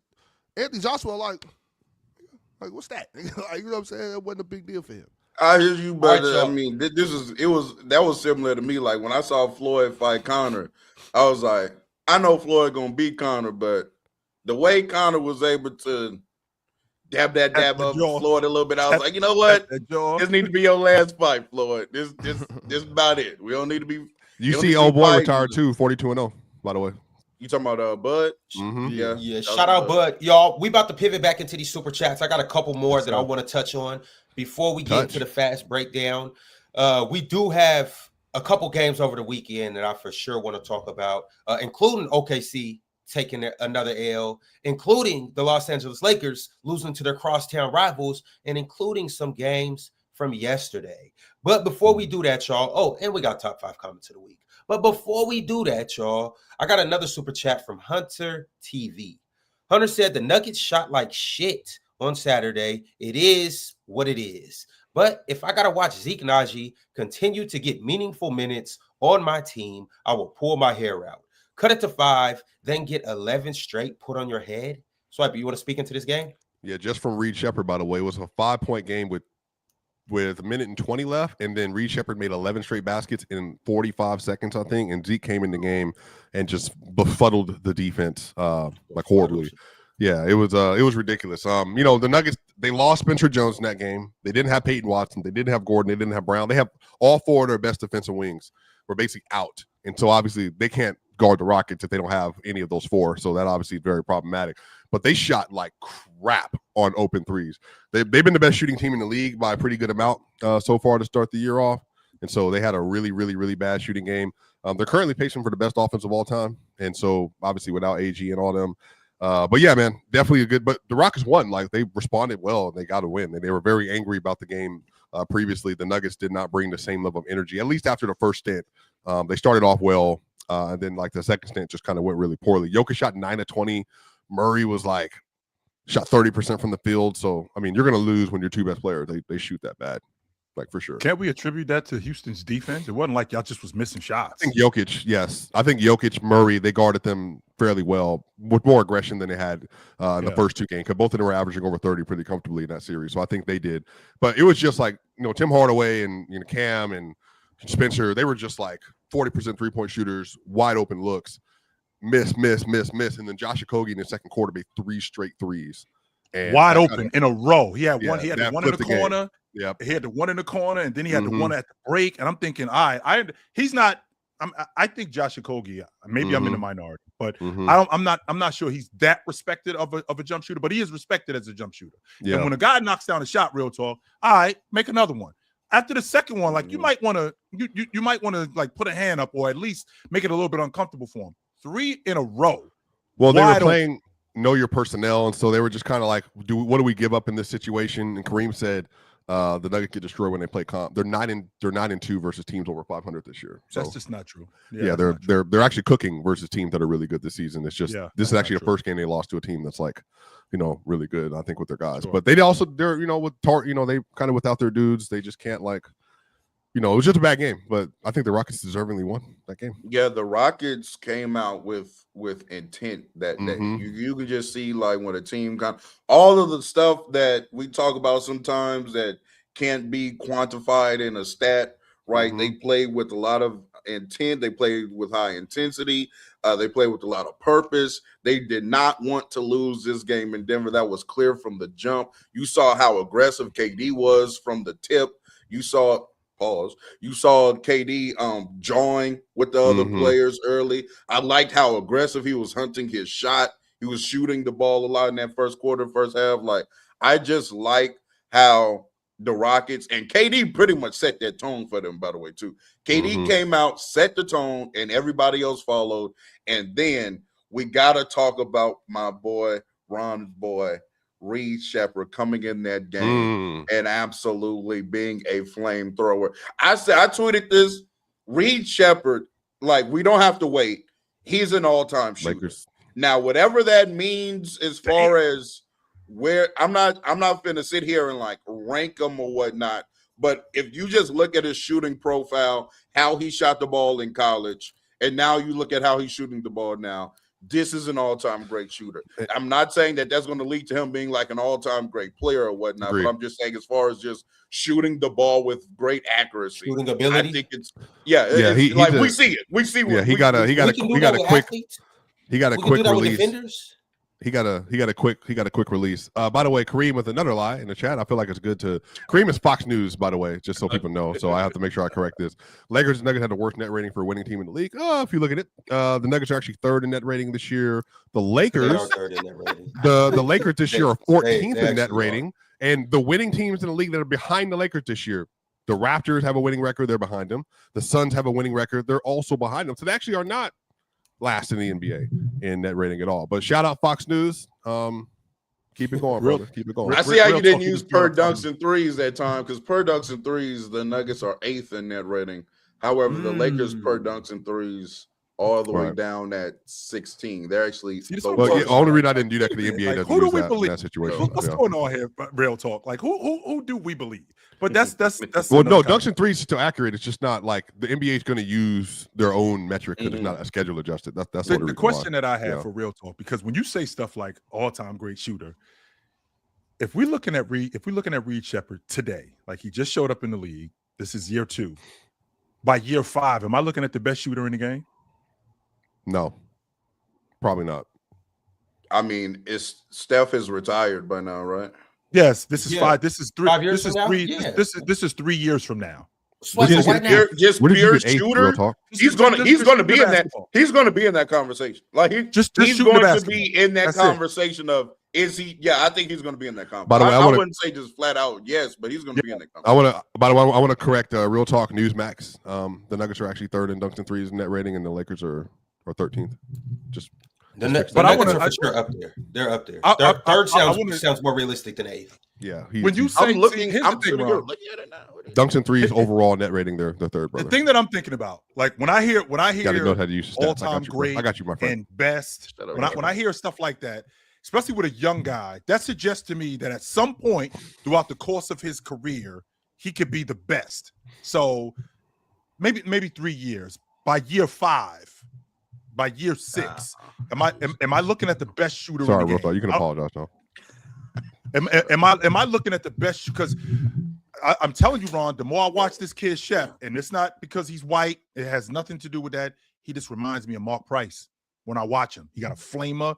I love how he comes off screens. He's very confident when he comes off screens to shoot the basketball. I like his handle, right? And I like his decision making, even as a young guy, right? I like his handles as a young guy. He reminds me a lot of Mark Price, a lot. I just actually read it, Swipe. So the version you're using, it actually outlines how the team ratings on this page are more traditional. So it's actually not going, it is going off the more traditional NBA.com. But again, if you just look at the ratings that when they're using their version of statistics, yes, the Nuggets are 8th. But if you do more traditional, like it says on the page, like you use for NBA, which is the only one that I've been using all season, by the way. But no, it's not. But no, literally, there's only one page I'm looking at right now. Okay. I don't know what you're talking about. I don't even know what you're looking at. Even if you do ratings for 4 factors, they're 3rd. I don't know what Real Talk's talking about. We need to. I'll tell you what we're gonna do. When you go to ratings, I tell you what we're gonna do. No, I'll tell you what we're gonna do. Ron, I'm gonna host a symposium. Okay? I'm gonna host a symposium. I'm gonna go through Basketball Reference, Stathead, Data Baller, which Real Talk is just accustomed to now, dunks and threes, and some other things. What else do you want? NBA Ramp, all those other stats. I'm gonna do a symposium for $20 per class for the chat and for Real Talk. I will help walk everyone through how to use all these sites. Matter of fact, I got a dentist appointment. I'll even give you my access credentials to some of these sites. Will you be there, Ron? Ron needs to I can share my screen. I mean, the Ron, even Ron needs to be there. I got a hair appointment. Hey, Ron for sure. I got an appointment with a masseuse. A what? I got a super chat from Pip named Slickback. Pip named Slickback said, "As a Nets fan, I've given up on tanking and said I just want to watch basketball. We now have the 2nd best defensive rating. Can you guys go to one of those sites that you use and confirm this? But we now have the 2nd best defensive rating in the NBA the last 10 games. Clowney, Claxton, Michael Porter Jr. front court is working. Fellas, the Brooklyn Nets are looking decent. Let's see here. Last 10 games. Is the tank not in process? Let me show Real Talk how to work this site too. Let's look at here. Defensive ratings. The Nets have a 105.6 defensive rating in the last 10 games. Shout out to them. Amazing. They're cooking. So they win against Charlotte. They beat the Bulls. They lose to the Jazz. They beat the Pelicans. They lose to Dallas. They beat Milwaukee. They lose to Milwaukee. They beat Toronto. And then they got Philly on Tuesday. Oh, that's a crazy resume that they've been playing. They beat Toronto. Yeah, they've been slipping lately. Yeah, they just beat them last night. They smoked them. Actually, we don't gotta wait to get into it. It's around that time for the fast break. And a fast breakdown, anyways. Hey, Pitt, cover your ears. The first game that we'll talk about is the Brooklyn Nets. Yeah, they beating up on the Toronto Raptors. Hey, they were at the top and things were going so smoothly. They were going so fluently. Shout out Sports Fluent up in Toronto, but as of right now, things don't really look too well. I think they're on a 5-game losing streak. Oh, wow. Hey, Ron, can I ask you a question, my friend? No agendas here. No agendas. Are we sure Scotty Barnes having a better season than Michael Porter Jr.? We can have that conversation. No agendas here. Because Scotty Barnes has 100% have that conversation. Scotty Barnes had 6 points yesterday. He was 3 of 10 from the field, minus 22 in 34 minutes. Michael Porter, 36 minutes played, 24 points, 11 rebounds, 5 assists, and he was a plus 26 in this game. And he also shot 50% from the field and 50% from 3 and 100% from the free throw line.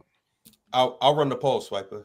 But while this poll is up, I do just want to paint the picture, and we can get back to that conversation too. I just want to paint the picture on this game right now. The Toronto Raptors are now 17-13. The Brooklyn Nets won their 8th game, and they are 8-19. The Brooklyn Nets are cooking right now. Hold on, let me give you guys the actual standings. So as of right now, the Raptors have fell from number 2 in the East. They are now number 6, almost number 7. And the Brooklyn Nets, who were once the laughingstock of the East, are actually number 13, which is still at the bottom, but they are 8-19, just 1 game back from the 12th seed.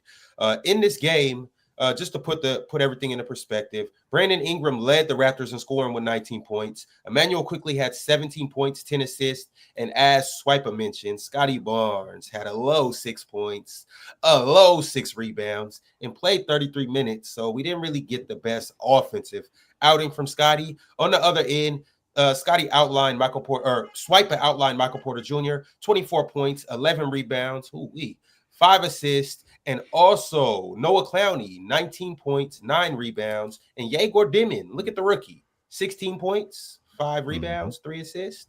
They need RJ back. They just need RJ. That's all. They definitely need RJ back. Scotty did a terrible job at taking care of the basketball yesterday. The turnovers that he had, it might not be a lot of turnovers, but I mean, like it's like a quarterback. He might not have 3 or 4 interceptions, but the one interception that he threw is a backbreaker.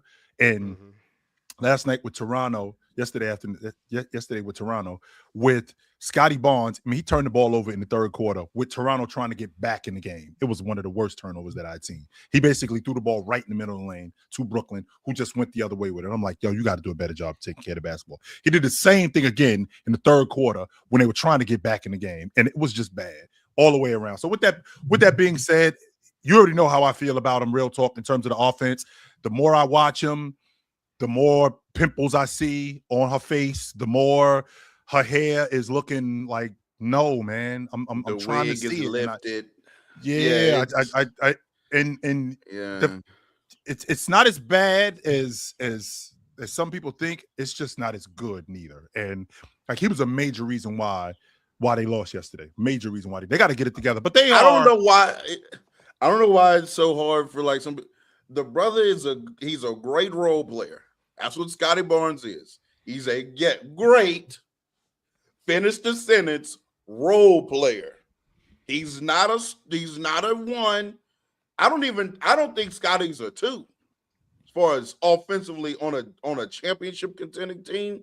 Scotty Barnes is somebody who makes you great on the edges, right? He fills in all the hard work spots for your team. He rebounds, he defends, he can extend an advantage as far as like if somebody else is creating the advantage. He can create an advantage from time to time if he has a physical mismatch. He can do that as well. He can pass, etc. But he's not a 1. He's not a 1. He can be an all-star role player. That's what he is. All-star role player. Nothing wrong with that. I've always liked MPJ ability to rebound. I recognize that when you guys were in the bubble, Swiper, that he kind of gave me a Reggie Miller vibe. Like, he's coming off screens and he's looking to shoot. right? He's coming off screens and he's looking to shoot, but he'll definitely stick his nose in there. He will rebound, and I love that about him because when you got guys like that who will look to rebound, we can stop plays, and he's always done that. He's not going to be a guy who's going to put the ball on the floor and make plays for other people, dish the ball out. Nah, that's not his game. He's looking to come off screens and he's looking to crack either the long ball or maybe put the ball on the floor 1-2 dribbles and pull up. He's not going to get to the rim that much, but he will rebound, and he definitely did that last night. I think that. Yeah, I mean, he's having a great season. I hope. I mean, I don't know. Like, I think that everybody was hoping for from Porter to get an opportunity to do this, and obviously he's doing it with the Brooklyn Nets, and they're not good, but they're like competitive every single day. There's a world. No, well, I guess if it was East-West, he could probably be in talk for All-Star, but it's not that format anymore. But he's having a great season, and I think him and Jordy Fernandez being from Denver and then knowing him as well as he knows him, he's put him in a really good situation, and they're feasting off of those looks. And I also do think Cam Thomas not being there for a lot of the year has really helped them a lot. And somebody said y'all lost a trade. I mean, the Nuggets are currently pacing for the best record they've ever had, and so Cam Johnson and Valanciunas for that trade. So yeah, it's just not. I do what I do understand is I understand that a guy like MPJ being able to get on your crew and get buckets. I do get that part 100%. But with Cam being in Denver, he actually has joined the party, Swiper, and he's actually fitting well. He's playing well. What you guys are doing, yeah, he is actually fitting well with what. They also don't get Valanciunas without Porter going, and I don't know if you've been watching Valanciunas this year, but yeah, he's been great. He's been definitely great as a backup center. But what I think people are leaving out is like, what did you guys expect Cam Johnson to come over in Denver and do? Did you expect him to come over there and be like 22 to 25 a game? Because that's not his game. No, that's not who Cam Johnson is. I mean, Cam Johnson was definitely being a bit hyped as an offensive player because of his output in Brooklyn and what he had shown in Brooklyn. Somebody got to lead a bad team in scoring, real talk. Exactly, but somebody got to lead a bad team in assists. But last 15 games, he's at 50% from the field, 48% from three, and his defense has been good too. So if they didn't have him right now, especially with all the wings they've lost, they would be screwed. Yeah, he just had 19 and 11 versus the Rockets 2 games ago. Or actually versus the Magic, rather. So yeah, he's been hooping, and I think him being there has really helped Jamal too. And I think that's not an accident. I think he's perfect for what they needed in Denver. A guy who could stretch the defense, a guy who will play some defense, a guy who is a connecting passer, which is what Cam is, a guy who won't be a detriment on defense, a guy who can knock down an open shot and take pressure off both Jamal Murray and Joker and even Aaron Gordon as an offensive player, which is what he was in Brooklyn. That's not to say that Jordy Fernandez wasn't doing his job, because I think Jordy Fernandez was doing his job, but he really didn't have a lot to work with. So I'm going to work with what I got with Cam Thomas, our primary bucket getter, and in addition to him being our primary bucket getter, whoever's left getting the rest of the shots. That was Cam Johnson. Just right? So this is why it's important to have people who work for the teams on shows. He was a part of the trade. Valanciunas got absorbed into the Michael Porter Jr. trade because that's how they made the money work for Dario Saric to get flipped out, and the Sacramento Kings took a $5 million pay cut on the contract to get Valanciunas. So it was Michael Porter Jr. to Brooklyn, but the only way you get Valanciunas to Denver is by making the room in $17 million inside of the actual gap in salary, and then that's how you absorb Jonas Valanciunas. So it became a 2-part trade in the Michael Porter Jr. trade. But it's not like taking a shot either. It's just like, you telling me like something I actually know. The Valanciunas has been great this year, by the way. I mean, I want to tell you, real talk. Val has been good for y'all. But before we get to Valanciunas, I'm sorry, y'all. I'm swerving back into the fast breakdown lane. Go ahead, bro. We about to get to the Lakers versus Clippers game, and we're gonna do that by way of a super chat. Before I read this super chat, though, I'm just gonna tell you guys what happened in the game. The Lakers lost to the Clippers behind a brilliant performance from Kawhi Leonard. Kawhi had 32 points, and he looked nice. 12 points, 3 rebounds, or 32 points, 12 rebounds, 3 assists, 3 steals, 2 blocks. Also, we got 21 and 10 from James Harden. It looks like those two are getting back to their ways. Also, LeBron James had 36 points, but Luka Doncic left the game earlier. No Austin Reeves, and that is what happened with the Lakers and the Clippers. Now, for the super chat from Kareem Miles, who was speaking directly into this game, Kareem Miles said, with all the drama the Clips are going through this season and what Chill said about them last week, being bad since the 80s, are they one of the worst franchises in NBA history? For sure. 100% they are. Yes. Yeah. 100% they are. Yes. Yes. Yeah. 100% they are. Which is kind of ironic. Which is kind of ironic considering like they've appreciate made the super checks. Appreciate. Yes. Don't question them. Just appreciate. I mean, they've made the playoffs. The question is still crazy. Like, what? Yeah. What? I mean, they've made the playoffs the last. If I'm not mistaken, Ox, I think they made the playoffs the last 14 years. But I mean, previous to that, and I think that's the longest streak of any team in the league. Nobody has done that except the Clippers. But previous to that, I mean, I feel like seeing them. And I mean this with as little disrespect as possible. But real talk, when I see them at the bottom of the West, it's like normal for me because that's where I'm used to seeing them at. Yeah, that's what I'm used to not seeing. in the last 15 years, Chill. Not in the last 15 years. He just said that. No, but exactly. I know, but like that's kind of nasty, brother. Like Corey Maggette days aside, since that point, they've been one of the better. Chill is talking about the whole history. I know, but like, Chill, that's wrong. Okay, you're going too far back. You're going too far back. Because okay, sure. Over the last decade and a half, don't go back to pre-Black President America. Go post-Black President America. Chill. That's not where American history starts. That's not where American history starts. For me, it's my America. No, it doesn't. But I just when I see the Clippers where they are now, it just seems like we're getting back to being normal with them, right? Because this is who I'm used to them being. Don't get me wrong. I can appreciate what they've done with the acquisitions and bagging Chris Paul and drafting Blake Griffin and getting DeAndre Jordan in the second round and bagging JJ Redick and Jamal Crawford. I can definitely appreciate that. And then getting, Kawhi Leonard in free agency and trading from, I can appreciate that 100% because I've always felt like you can't suck forever, right? That's a fact. You can't suck. However, White Sox, when we're here with the Clippers, who else would something like this happen to when you got this brand of talent on your crew and be at the bottom of the league, except the Clippers?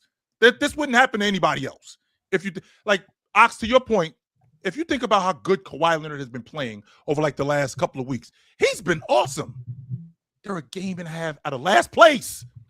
Man, the Clippers are going on a run, Chill. Look at this schedule. All right, they got the coming up. They got the Houston Rockets at home. That's a win. That's a loss. They play versus the Portland Trail Blazers. That's a win. Probably a loss. They play versus the Detroit Pistons at home. That's probably a win. No, they play versus the Sacramento. They play versus the Sacramento Kings at home. Win. They play the Utah Jazz at home. Win. They're playing Boston Celtics. No Tatum. Win. And they got Golden State. Maybe Steph Curry, whatever. That could be a win. So they already lost to Boston this year. Yeah, one time. 2 times don't happen. They're losing to Boston again because Boston. Then they're at New York. That's a loss. They're playing at Brooklyn. Probably a win. Yeah. They're playing Detroit. Kawhi Leonard's better than Cade Cunningham. Stop. That's a win. And then they got Charlotte. Come on, Charlotte. That's a win. They can't guard Charlotte. That'll be an L. And they got Washington at home. That's a win. They'll beat Washington. Zubac is not there, but that's fine. They don't need Zubac.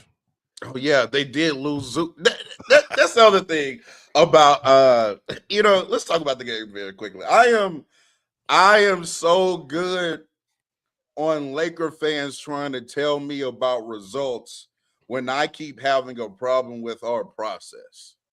So let's actually get into it a little bit. Everybody keeps yelling at me, "Oh, real talk, we're 19-8." Bro, if you watch us play, we're not that good. We're a mid team. We have mid tendencies, and all of our data is tracking outside of 19-8 that we're a mid team. Facts. Earlier, Swiper just referenced that the Lakers via regular net rating situation, NBA.com. 13th in the league in net rating. That's around 15th, which is what? Mid. You know what it is? Also, per dunks and threes, using their data, 16th. Mid. You know what our strength of schedule has been? All you guys that are focused on the win-loss column, bottom 10 in the NBA. Let me guess. Real talk. Mid. Exactly. Bottom 10 in the NBA. So all you win-loss merchants, it is mid. We've had a bottom 10 schedule in the NBA so far, one of the easier schedules. Also, just because something in my mind triggered, that goes for OKC too, right? That is true. That is true. That is true. But something in my mind and triggered, I'm like, man, it seems like when we win, we're like escaping these games, right? It doesn't feel like we played a thorough, good game on offense and defense, and we thoroughly won the game. It's always like, man, we escaped. It took 45, 14, and 10 from Luka with 28 and 10 from LeBron to beat Utah the other day. You survived that night. You survived that night. We survived. Exactly. So I wanted to look at the point differential between the teams that LA Laker fans think we're contending with and other teams that are in the play-in, which I said that the Lakers are a play-in team and everybody got all in a tizzy, right? So let me just show y'all some of the point differentials. Denver right now has a point differential of 231. The Spurs, 178. The Rockets, 230.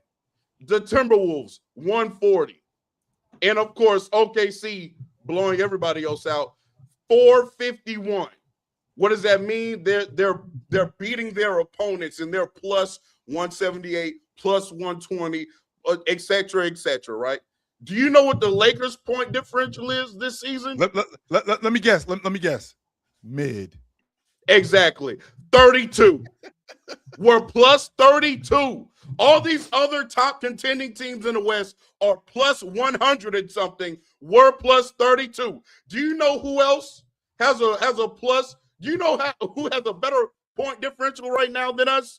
The Golden State Warriors. Our point differential is in line with all of the play-in teams.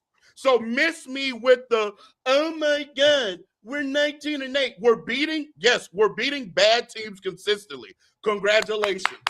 Every time we play some comp, we get that ass ran off the court every single time. We played OKC, got ran off the court. We played the Spurs recently with no Wemby, got ran off the court. It's not. Watch the game. Our record is similar to the Luka PRA right now. Just because you look at the raw box score and the raw win-loss doesn't mean we're a good team. We're playing Jake LaRavia. We're playing Marcus Smart went 1 for 10 the other game. Rui Hachimura's in our starting lineup.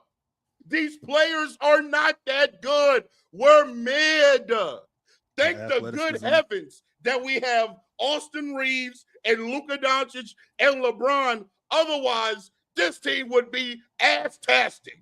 And I mean, but real talk though, you can't say you can't that's like the Knicks saying thank the Lord that we have Jalen Brunson and OG Anunoby. Because that's not the same thing, Ron. No, yes, it's not. It is. He just mentioned their top 3 players and said, "Thank the Lord, we have our top 3 players." Way more talent than the Lakers. Let's stop that nonsense right now. They got way more. The Lakers top 3 is better than the Knicks top 3. Okay, Come all right. No, it isn't, brother. I don't want to. I don't mean to be disrespectful. That's not the point I'm making. I'm not trying to compare the Lakers and the Knicks. What I'm trying to say is you can't say that minus our top 3 players were garbage. You have your top 3 players. But the rest of the roster isn't good. Ron, hey, to ether that point, our top 3 players, when they play together, we're not a good team. This is tracking back since last season. When Austin, LeBron, and Luka are on the court together, we're not good. It's not producing good results. Let me guess real talk. Let me guess real talk. Mid, exactly. You know what the net rating is with them on the court? Mid. Do you know what it was last year? Mid. Actually, this year, it's bad. It's not even mid. We're negative. We have a negative net rating when LeBron, AR, and Luka are on the court. You want to know why, Ron? We can't guard a damn thing when all 3 of them are out there, let alone when Rui out there with them as well. We're not guarding nothing. But hey, this was supposed to be 19-8, bro. Hold on, chill. Wait. Holding. Hold on. Holding. Hey, pass the plate. Pass the plate. They want to be mad. Pass the plate. Mad at me. They're gonna be mad at me. Chill. Pass the plate. The game. Go ahead, chill. Pass the plate, Ron. Go ahead, Ron. Put your down. I know you times quarters. Put your money in. I don't got nothing to put in that plate. And man, also, that's crazy. Hey, real talk. Hey, man, double it up just for you, bro. Double it up just for you. Shout out real talk. Hey, my dollars is going elsewhere. However, Ron, real talk. To his point, to Real Talk's point, Ron. Go ahead, I mean, to Real Talk's point, Ron. I mean, he sees this team non-athletic, injury-riddled, rotation issues, guys who aren't nearly as productive as they should be in the rotation. On top of that, they get bailed out by 35, 9, and 9 from the box score watcher. So it looks like, yo, we super nice. But when you actually dig into what's actually going on with us, we don't rebound like we should. We can't get consistent stops on the regular. When we get into the meat and potatoes of the game, we have to depend. Ron, I'm pretty sure you saw that Phoenix game. That was one of the most ridiculous games that I've ever seen. That Phoenix game was one of the most ridiculous games I've ever seen. You guys are up 19 in the fourth quarter. Luka is actually having good work with DeAndre Ayton, who, by the way, Ron, missed one shot the whole night.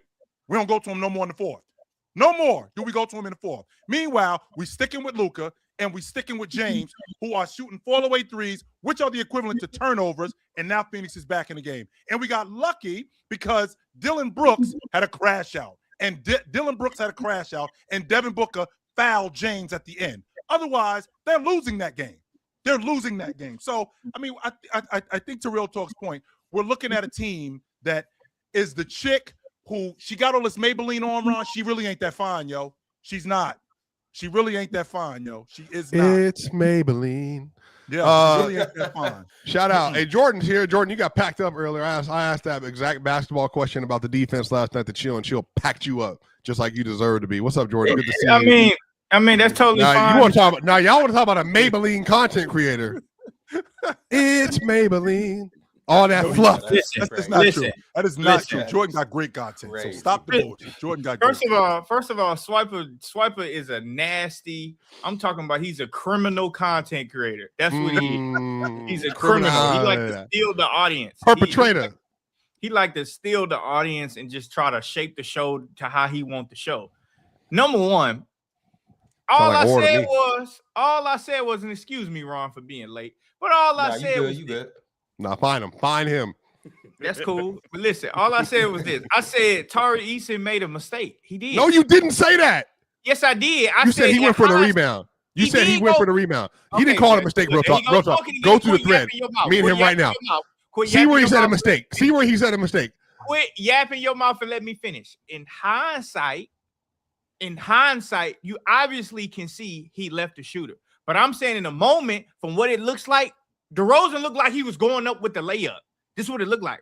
So once DeRozan goes, Tari Eason comes and try to rebound. He didn't try to play no help defense. It looked like he was trying to help for the rebound. And at the last second, DeRozan do a 2K pass. Like, that shit was at the last second, damn near coming down. He flip it to Schroeder. Schroeder makes a shot. Is it bad? Yeah, he made a mistake. But do I think he was trying to go help? Help what? He wasn't trying to help nothing but rebound. The Rockets. So he left the open 3-point shooter up to Chill. So I was right. Jordan was wrong. He didn't say it was a mistake last night. He said he tried to get the rebound. And then when Jordan was getting fried on the timeline, like he normally does, he started clapping and twerking, talking about, you Swiper just doing all this. I know what Swiper's game is. I've been studying Swiper. You was wrong. I do know your game because, number one, Ron, let me give you the backstory of this nasty gentleman right here. Number one, this dude made nothing but excuses and cried like a baby when the Rockets. I didn't say nothing. I said we talked about the game just now. Like a baby. I said you deserved to win. Hey, real talk. Didn't he say that was loser mentality? Didn't he say that? That is true. No. About the referee? No, I said no. I said the Rockets blaming their loss on the refs is a loser mentality. And then that's all I said. Same loser mentality. funny. No, because I said that in that game when David Adamman got thrown out, the physicality on Jokic, he wasn't getting the foul call. The same thing Ime said during the game. I didn't blame the loss on the free throws or on the foul. What I did say is that they shot like crap. Y'all outplayed them and you won. You, sir, on the other end, you only show up. No, you didn't do that. And by the way, Jordan, hold on, y'all. Hold on. No. Hey, Jordan, remember, you're a moth. Like, get away, moth. Get away. So, hey, when I said on the timeline is that look, every time the Denver Nuggets or Broncos lose, here comes Jordan like a moth. You a damn lie. I gotta get my light out. Get away from me. You a damn lie. Number one, the damn Nuggets and the Broncos not even that important to society. Only in Denver. Nobody give a shit about the damn Nuggets and goddamn Broncos. The hell? Then he tried to lie and say our city don't have no championships. We got more championships than y'all. Who? Tennessee? Boy, I'm not living in Tennessee. He's a Titans fan. Real talk? What they got to do with Houston? That's what we talking about. We talking about football. No, nigga. You are not a Texans fan. You see, I neither is real talk. I got him flustered. I had on the Texas hat the other day. What you mean? I got him flustered, chill. Didn't the Astros just win the World Series? Didn't the Astros? No, he is not an Astros fan. He's not an Astros fan. You. Him. Crazy. I'm an Astros fan. I don't know. I'm not a Texans fan. I'm just gonna show you. Hey, chat. I'm gonna show you the only reason the Houston Astros got a championship right here. Who cares? Hey, if you ain't cheating, you ain't trying. And then what happened when we won it again? Hey, it's a curve. It's a curve. And then what they said when fastball, slider, don't say nothing about breaking ball. The garbage ass Colorado Rocky tried to steal our damn. They suck. I agree. They're horrible. I agree. Yeah. Don't start talking about championships now. I hate the Rockies. I hate the Rockies. Don't bother me none. I'm with you. Boo. Ron, we won two, Swiper get flustered and try to shift the conversation. You're not an Astros fan either, real talk. Because I'm gonna go ahead and tell you what happened, Ron. This man Swiper said he tried to make an excuse and said the Nuggets didn't have AG, the Nuggets didn't have Christian Brown. Who else they didn't have, Swiper? Who else they didn't have? Had none of their wings. That's all I said. That matters. Okay, and the Rockets did not have Tari Eason. And what happened when you got him? And what happened when you got him? What happened when you got him? What happened when you got him? He had 16 points in 16 minutes. Where's my man? Where am I supposed to be playing defense at? Where's my man? Let me go help the rebound while the ball still in DeMar's hand. The ball's still in DeMar's hand. Let me go help rebound. Wait, real talk. How you gonna help rebound when the shot when the ball's still in the defense? This man tried to say Tori played well. He had a bad play, but Tori played well. Ron, this man tried to say Tari Eason is not important to the Rockets, like he don't lead the damn league. I didn't say that. You here now. Let me ask you what I asked you on Twitter.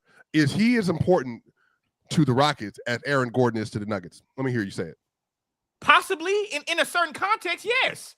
If we can't space the fucking floor with our 50% three-point shooter, then what are we doing? Don't the Rockets struggle with spacing? Yes, you add a 50% three-point shooter right now. Nah, I don't think he's gonna end the season 50. And one of the best defenders on y'all team. You add him out there, and Dorian Finney-Smith hurt too, who another spacer and defender. What are we doing? What are we doing? This man Swiper wasn't talking nothing about he don't mention shit. I won. Look at the chat. Look at the chat. I won. I'm good. I'll have to say nothing else. I gotta say nothing else. You can just walk off graciously with a victory. That's how you know. Hey, Jordan, I'm a remember I told you on Twitter, if you think that, I'm gonna schedule you a brain scan here in Atlanta. Come on through. I don't want to go to Atlanta for no brain scan. Get your scan. We're gonna look back into that cap. Talk about Aaron Gordon. if you remove that damn do-rag off, oh, maybe take your beard off. Maybe take your beard off again. You know it's a Velcro. You do. I'm a Velcro. You know it's a Velcro. All right, y'all. All right. We got one more game in the fast breakdown before we get to these top 5 comments of the week. There was another game this weekend that we gotta talk about. Now, obviously, you see the Minnesota Timberwolves are on the rise. That's the title of the show. Did you guys speak into it? I wasn't here the first portion of the show. Did you speak into OKC losing to the Okay, well, never mind then. We don't have to talk about that game. So what we will do is get to our top 5 comments of the week, y'all. I appreciate everybody that watches the show. I appreciate everybody that likes the show. But what we appreciate even more is the people that don't watch it live, but they come back afterwards watch it and engage in the comments. And even if you do watch it live and then go back and comment afterwards, we appreciate you for the engagement and for the chat. And also, furthermore, for telling us exactly how you feel in the comments. So let's get to this first comment of the week. It is from, hold on, let me get it situated. It is from Icy Magoo. Icy Magoo said, when Swiper does the ad reads, I feel like he might randomly say, yabba dabba doo. I think it's because I read through the information section so fast. Let me see if I can add it. Do it right quick. All right. Reminder, you got to be 18 or older to play, 21 to play, Massachusetts, Iowa, Arizona, Louisiana, 19 to play in Alabama, Virginia. Terms apply, paid partnership. Come run it with Players Choice on Splash Sports and turn those picks into real cash prizes. Yabba dabba doo. So this dude is Fred Flintstone. Is that what I'm doing? Hey, he sounds just like the clown he is. Say it again, Swiper. Yo, what? Hey, Jordan. Hey, Jordan. Never mind. I'm gonna say that. I'm not gonna say that. That's too much. Let me relax. Yeah, man, you better not. You better. No, Jordan. Don't make me pull your leather outfit picture out again. You better hush up. You better hush up. Pull that out. I'm gonna pull a video of the light. All right, go ahead. Pull it out. Since you talking about pulling stuff out with your empty bag, he's the Rudy Gobert of PC. You ain't got no bag, no dribble. You can't score, no MVPs, no championship, no PCL titles, no PCL teams in the finals, no nothing. You are empty, bagless. You ain't got no money on PC. Your PC money is broke, negative, nilch. You in the red. You not even in the black. Boo! You're right. I told you. Swiper was the first illegitimate MVP on illegitimate. PC. Voted by the people, illegitimate. But guess what? You didn't even make you didn't even make the payroll. You didn't even make the payroll. You didn't even make the list. Hey, you know how you go to the Oscars? Hey, real talk. Your fault. You know how you go to the Oscars, real talk, and they say, "Oh, so and so has been nominated for Best Picture." You get 5 names. You. All right, Chill, you're right, Chill. My bad. Let me contain the yap. Hey, Chill, I didn't choose that comment of the week. MVP out of here. All right, here we go with the next comment of the week that we got is from Praise Kai. Praise Kai said, Ron's reaction to the SIG got to be top 5 funniest PC moments in 2025. Shit had me laughing in class. That was hilarious. That was hilarious. That was funny. No. That Ron, was disgusting out of Cowboy Bob. Ron said.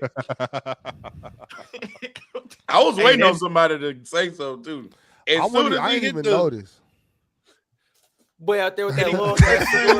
Hey, Ox, he opened up a tall boy right in front of us. Damn, Ron, what He opened up a tall boy right in front. It's a syringe. He opened up a tall boy and then lit up a square. That's crazy. Who the hell you got that from? The liquor store, Ox. My dude opened up. He opened up a tall boy and then lit up a square like we was just in front of the liquor store. I was so out of it last week. I wasn't even paying attention. I was like looking, but I didn't see it. And then I heard Ron say something. I looked. Lit this square. That was hilarious. Hey, and that was after his mic did all that farting and stuff. Yep. No, because I didn't even see. Even when you said it, by the time I looked up, he had already like took it out the camera. Mm-hmm. When you said it was on, I knew it. I said he's smoking a Newport 100. Look back. I didn't see it at first either. And you know he smoked that thing down to the green line too. Oh, for sure. For sure. Hey, what happened if you smoke it past the green line? Well, that's the filter. You can't smoke it past the yeah. I don't know nothing about I know all about that. You know me and my backwoods. We be please. Hey, I saw I pat the box. You smoked that thing to the green line. The next comment of the week is from Big Aki 410. Big Aki 410. Big Ock 410, episode 712. Shout out Big Ock. Big Ock said, Chill is a national treasure. It must be protected. Oak really shows up every day with a sense of professionalism. He really plays off marsh trolling or whatever else really well. Gives a lot of value by looking at the game from a generational point of view too. So basically, Chill puts up with all y'all bullshit. Yours too. Chill necessary, man. Shout out Chill. Yours too, Ron. Yeah, Swiper is very unnecessary. Hey, how many MVPs you got? Don't think I forgot. Here we go. Your pockets is broke. Don't talk to me. Get some money up. Here we go with the this is what they talk about. This is what they talk about. Chill got to put up with. Send me a PayPal. Here we go with these dudes. But Ron, don't think I forgot. I'm still boxing you when I see you, though. Just so you know, it's still on when I see you. Chill, but see, the thing about it, Chill, the thing about it is, I would do you like Jake Paul did, but you a national treasure, so I can't touch you. You know, it's like you can't. You will go to jail. So you know who Jake Paul got. Jake Paul got dead by who? The old dude. That's who he got dead by. Just so you know. He wasn't that old. Yeah. Him and Ron the same age. Mm-hmm. He was older than Jake Paul, though. Jake Paul looked up. That look on Jake Paul's face when he got hit with that right cross was like, "Yo, yeah, he said, wow." Like, he did say that. Actually, I ain't never seen that. He was. I know that feeling though. Like we know you do. I know what he was doing. No. Shut up, bro. Swipe got to say something to everybody, bro. But you know, that's what happened when both his teams lose. He wake up all salty when both his teams lose. That's what happened. Chill, you know what happened when he hit that canvas. He looked up. He said, "Wow." He was looking for his brother. Yes. He was looking for Logan. Like, hey, you better get your ass in here. You better go straight WWE style. Logan ass was talking all that shit until he got knocked out, and all of a sudden he wasn't saying nothing no more. He rubbing his back. It's okay, brother. We gonna call the police. That's what he's supposed to do. If he come back, we gonna call the police. Hey, for real though, shout out Jake Paul. I ain't gonna lie. I respect it. Yeah. I respect it, man. Getting in there. I was just assuming there was a clause in there that said Anthony couldn't knock him out. I just was assuming that was the only way he was getting in the ring. That was not necessarily knock me out. You can't hit me that hard. Please don't punch me that hard. He didn't for 5 rounds though. He was just playing with him, and then he started laughing. I'm not gonna say he was necessarily playing with him. I think that's Jake Paul. That's why he made sure he had that 22x22 ring so he could move around and get up. Yeah, that boy was on the he was on the track he was moving. He tired himself out after the first. He tired himself out after the first round. Like after the first round, he tired. I said his ass about to be tired. He too fat. Jake Paul ain't been in shape for not one of these fights that he been fighting. He just been knocking folks out. But he always out of shape for every fight. I do that. I said after the first round he gonna be tired. That's why he start doing that shit, start playing around. Anthony Joshua just couldn't get to him. And but Drench, I think he just not in like boxer shape for boxers that's been fighting since they early. 100%. He's you know what I'm saying? He started fighting so late that I think he's in shape. He just not in the shape you got to be a real lifetime boxer. You know what I'm saying? Yeah, he in shape to knock me and you out. He in shape to knock me and you out. Beat Jake Paul ass. Ox, you know what you just described? He's in a fighter shape. He ain't in boxer shape. Those two things ain't the same. Yeah, you on your own on that one. I'm just I'll get in there with Jake Don. This is what it is, but I seen what happened to Nate Robinson. That shit did something to me. And then I seen what it did. Nate Robinson is 5'3". You right. Did he knock Tyron Woodley out? Did he did Silver the same way? Tyron Woodley out. Man, Woodley so he is so like Woodley got his ass knocked out again by Silver. Shout out Blue Wipes. Blue Wipes is up right now. Hey, I forgot about that one. My man Anderson went. We haven't even brought up the GOAT though. Shout out Alicia Baumgartner. Alicia Baumgartner. Yeah, she did what she's supposed to do. But I'm gonna tell you something. They don't need to fight for 12 minutes no more. That shit was too long. And the ring was too damn big. They don't need to fight for 12 minutes no more. That we good with the maybe 10-minute rounds. We good with, I mean not 10-minute rounds. The 10 rounds. Two. They don't need to do 3 and 12. We don't need to do that. We don't need to do that shit. Yeah. That was too long. All right, y'all. Just by the way. So by the way, Ron, whoever sent that comment, thank you very much. I do my best to be as professional as possible. I show up as much as I possibly can. So thank you very much. I appreciate it. Both Jake and Anthony walked away reportedly with 90+ mil. So I mean, Jake won in the long term. I mean, that's a fact. I'll go in there and get knocked out for $9 million. I ain't gonna lie. Hey, that's obviously a thing because Jake Paul he got to get that money. But my thing is because like to what I had responded to something that Swiper posted on X. But that's just like that's a dream.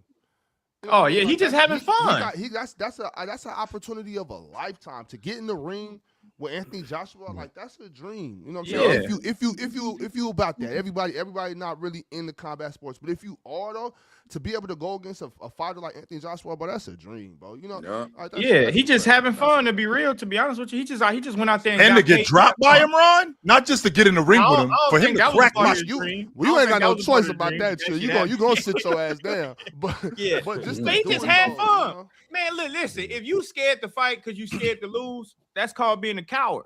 That's just what it is. If you scared to lose, you're a coward. Like, it is what it is, bro. I mean, if fighting, you win some, you lose some. That's life. Like, I tell you, that's I'm not fighting. I'm not fighting people. You win some, you lose some. I'm not saying just pick a fight. You but live I'm to saying see another if day. you gotta fight, if you scared to lose, nah, brother, I'm not scared to lose. It's got to be one winner. It is what it is. It is what it is. Like, all right, but you're gonna get respect for fighting. That's the bottom line. But them, and it's funny, them gloves, people think they're for the other person. They're for your hand so they don't break. So when Jake got hit, he got hit with a full fist from a 6'6" former champion, dog. Like, that's 250. That's a lot, bro. Back in 2017, since I used to watch Wilder. Like, man, I love to fight him, bro. Like, I know what Sawdads can't fight no more. You still can. You want me to line that up? I'm just talking about that time. No, Ron. No, please, no. He just said he would love to fight him. I'm not saying it. But look, I'm not saying it from like a egotistical, like a delusional standpoint. It's just like as a competitor, like somebody that enjoys it, like that'd be dope. You know what I mean? But you know, I'm not saying it like, oh, I'll get it out. No. You'd be Wilder. You'd be Wilder for you beat Jake Paul. Wilder throw one punch the whole damn fight. That's what they realized about him. He throw one punch the whole fight, bro. You know, Tyson Fury said he ready to get in the ring and he ready to end Anthony Joshua. By the way, he said he'll end him. Bro, yeah, and Tyson Fury would work Anthony Joshua at this point. Though, Yes. Fury has the worst body I've ever seen. Him and Ruiz, but it don't matter. Yeah, whoop your ass though. He would, 100%, absolutely. Who does Fury's body remind you guys of? Huh? Well, anyways, the next comment of the week definitely doesn't remind us of Drago FC. Shout out to Drago FC 23. Got selected for a comment of the week, episode 715. Y'all know Drago, a Hall of Famer. Drago said, it's so incredibly obvious that Steph and Dre is the duo and not Steph and Clay. All right. No, I was not here for this episode. Drago, look. Drago cannot stop. Like, he loves that fanny pack so much.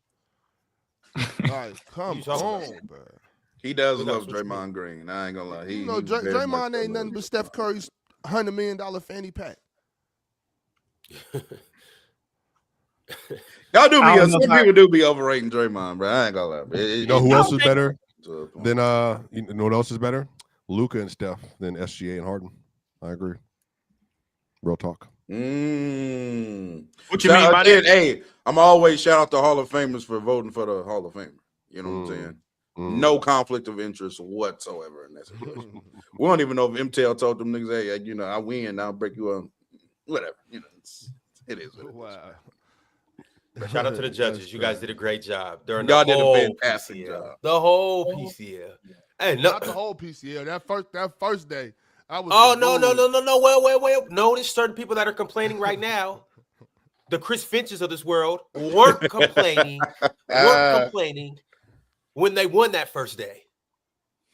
Remember that? You're correct. When you got walked, packed up, murked, turned to dust, burnt toast. I'll let my team in scoring. I did my job.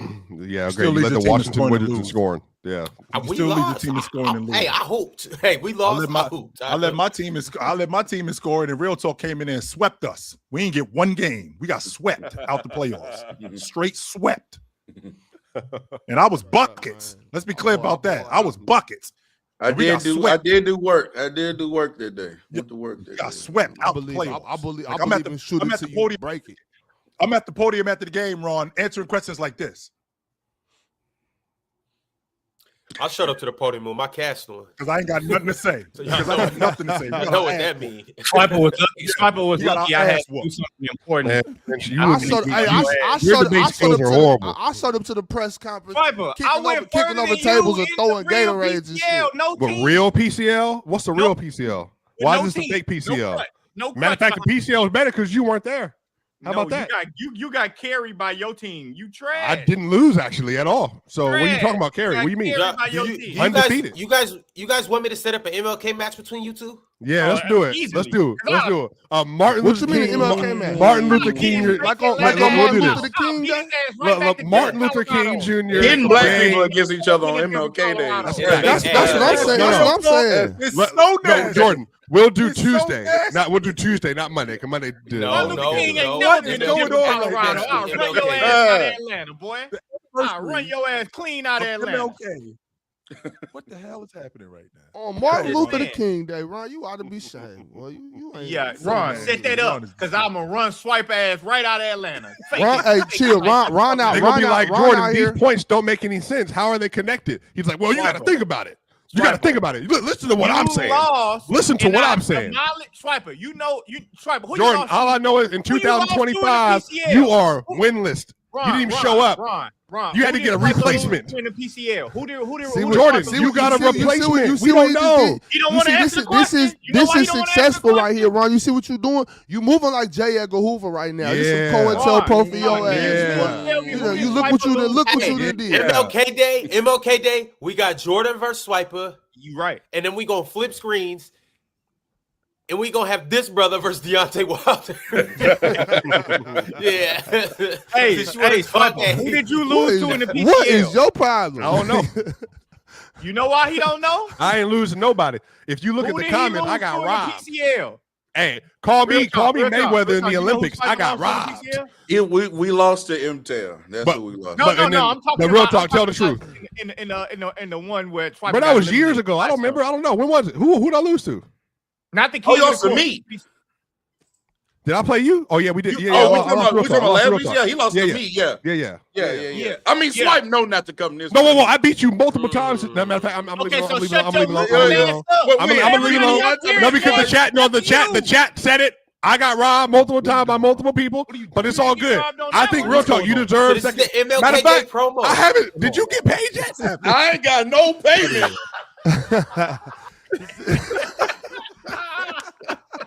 All right, so still talk about FBI. J. Edgar Hoover, right there. Wait, I had to remind myself that no checks ain't cleared. See, y'all see what I'm saying? This what they do right here. Hey, real talk, they ain't put hold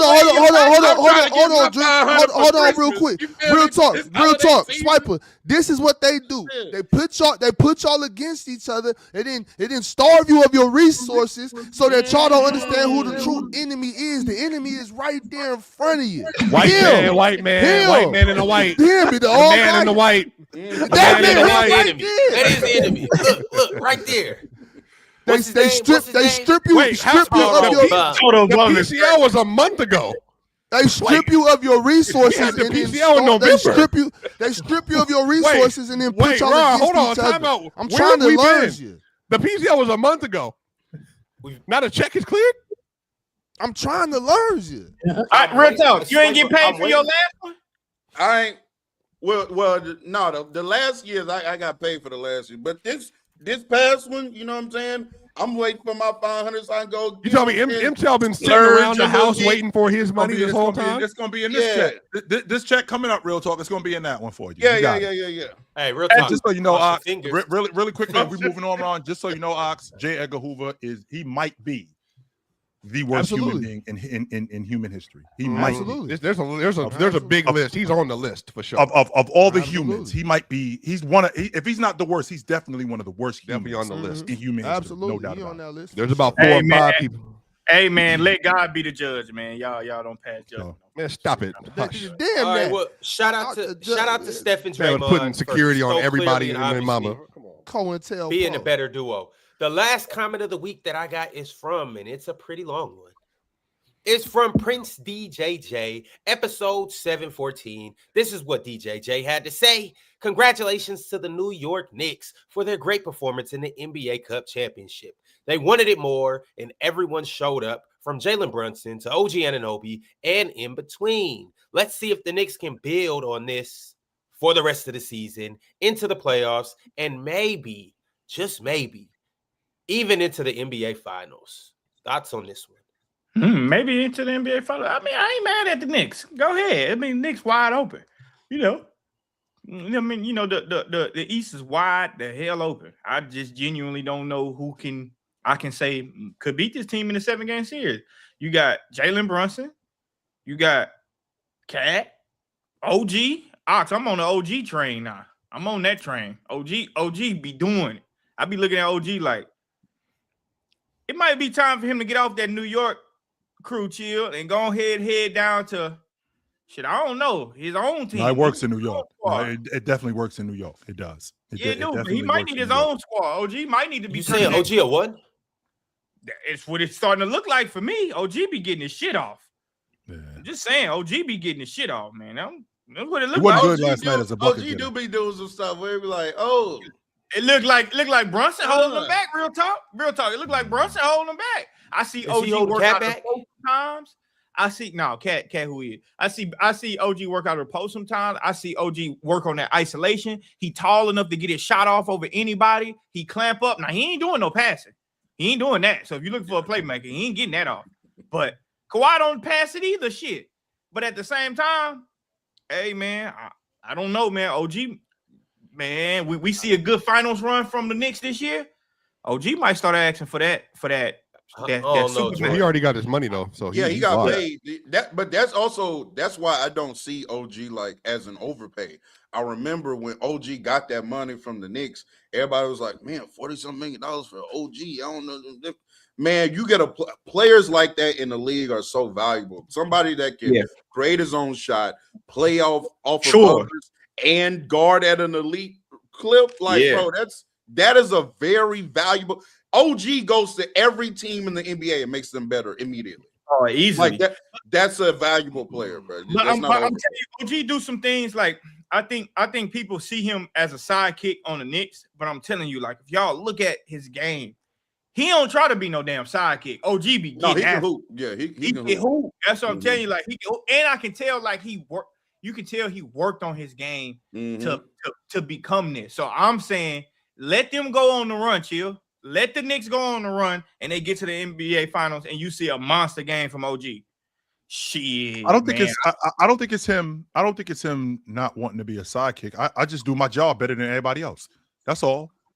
What I do, I'm better at it. Like if I'm not being able to score the basketball, which last night when they played against Miami, he couldn't throw it in the ocean. But I can tell you one thing that he did. I can tell you one thing he did. He defended his ass off. He was a great connector last night. He wasn't a detriment to them. It's not that, I don't want to be a sidekick. I always equate it to what Jimmy Butler is. Jimmy Butler, whenever he walks on the floor, Jimmy Butler, when he was in his prime, the idea was, I'm better than every last one of you dudes at what I do. Can't none of you dudes out here see me at what I do. And I feel like that's what I think Jimmy Butler was kind of like the OG first, too. He was kind of like that at first, too. Just waiting in the weeds. Why are y'all so high on this OG? Stop. That nigga can't play. OG. You guys are. Chill just said Jimmy Butler. Come on, y'all. He's not calling him Jimmy Butler. He's saying, oh my God, he's saying that OG is very good at the things he does, just like Jimmy Butler is very good at the things he does. That's what he said. Like of the 3-and-D wings, Ron, because that's basically the more than a 3-and-D. Oh yeah, for sure. But I'm saying of that archetypal player, the 3-and-D wing, OG is at the top of the tippy top of that list.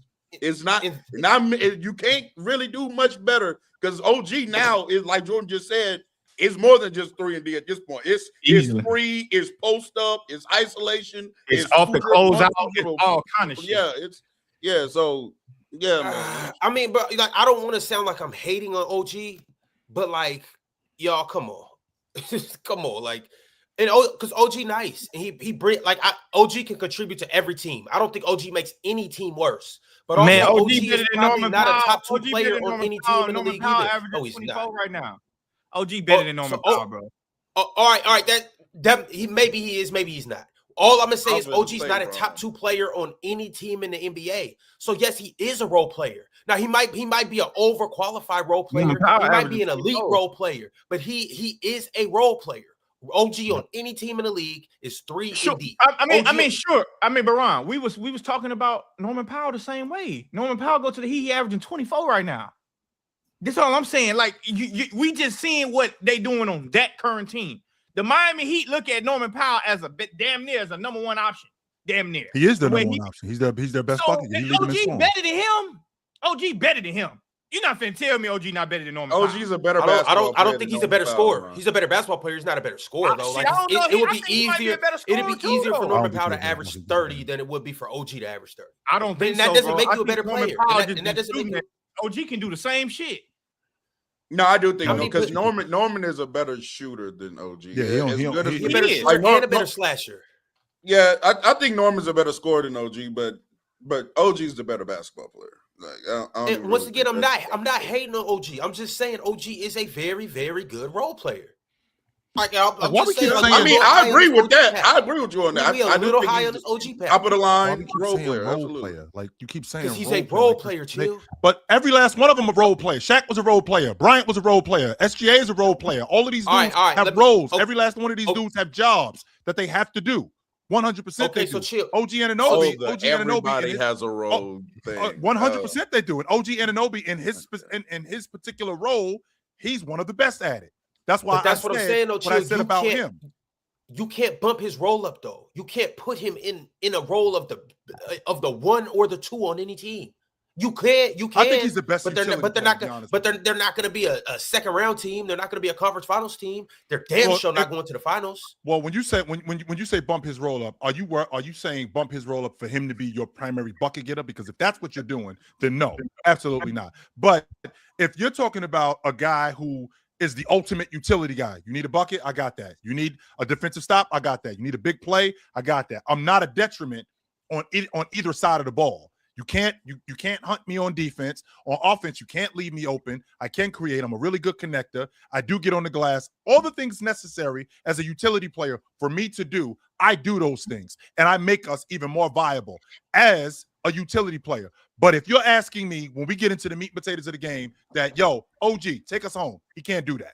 That's not him. Shit. I tell you what, though, against the Spurs, no, I'm not buying that. Against the Spurs, what was OG doing against them Spurs in that cup? What was he doing against the Spurs in that cup? I think he scored. I think he scored. If I'm not mistaken, he was. 29, yeah, he was hooping. He for sure was hooping. What's the difference? And I know P ain't gonna hate this shit. What's the difference between P? What's the difference between Scotty Barnes and OG? Not. Hey, you talking now? I'm not gonna lie. I was just finna bring that up. I was just finna bring. Peak Scotty Barnes is going to be somebody who wins in the margins and hopefully can be as good as OG scoring wise. OG is better than Scotty Barnes. We know that already. We passed that. I'm just saying, Scotty might be a better playmaker. Sure, cool. But at the end of the day, is he though? No, he's a better playmaker. He's a better playmaker. That's where the love stopped right there. What are we talking about when we talking about playmaking? Because I ain't just talking about passing the ball. I think about playmaking in a number of different ways. I mean, Scotty all around is a better playmaker than. Yeah, he's a better playmaker. OG a better scorer than him. As far as distributing and passing the ball, is that what you're talking about?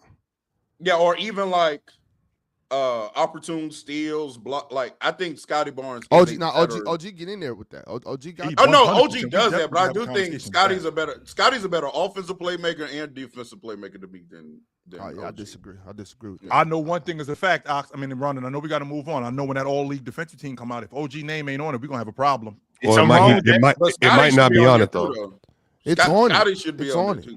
There's a lot of defenders in the league this year. It is a lot. Yeah, OG one of the best of them. Yes, 100%. It ain't 10 of them better than him this season. It's not. Not just this season, Chill.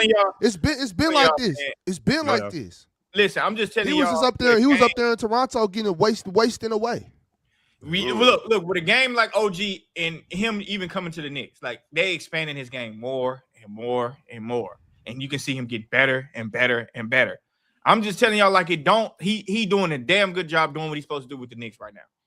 But if a team say, fuck it, I want to rock with OG right now, and I want to see what OG can do, I think you're gonna see a different OG.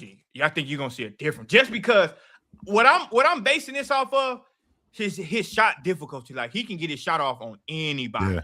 He can get that off on anybody. So we make him the focal point and do some things that he's really good at. I don't know if he'll be a championship type of dude, but that motherfucker can play, bro. Like that dude can play. That's all I'm saying. I see him more. I see him in a bigger role. I see him in a bigger role than what he is with the Knicks. That's all I'm saying.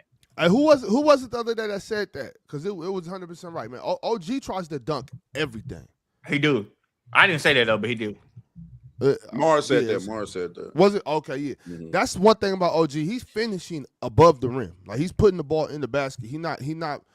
There's no chances about it. He's going to the rim. He's going to the rim with reckless abandon. On top of that, OG, he's a better perimeter defender than Scotty Barnes as well. And I don't want to make this about OG and Scotty because I think they're both incredible players. I think y'all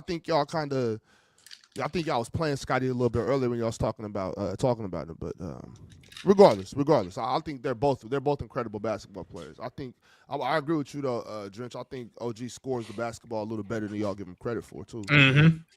Never should have been. All right, well, shout out to not OG Anunoby and not Karl Anthony Towns, definitely for the 2 points he had last night.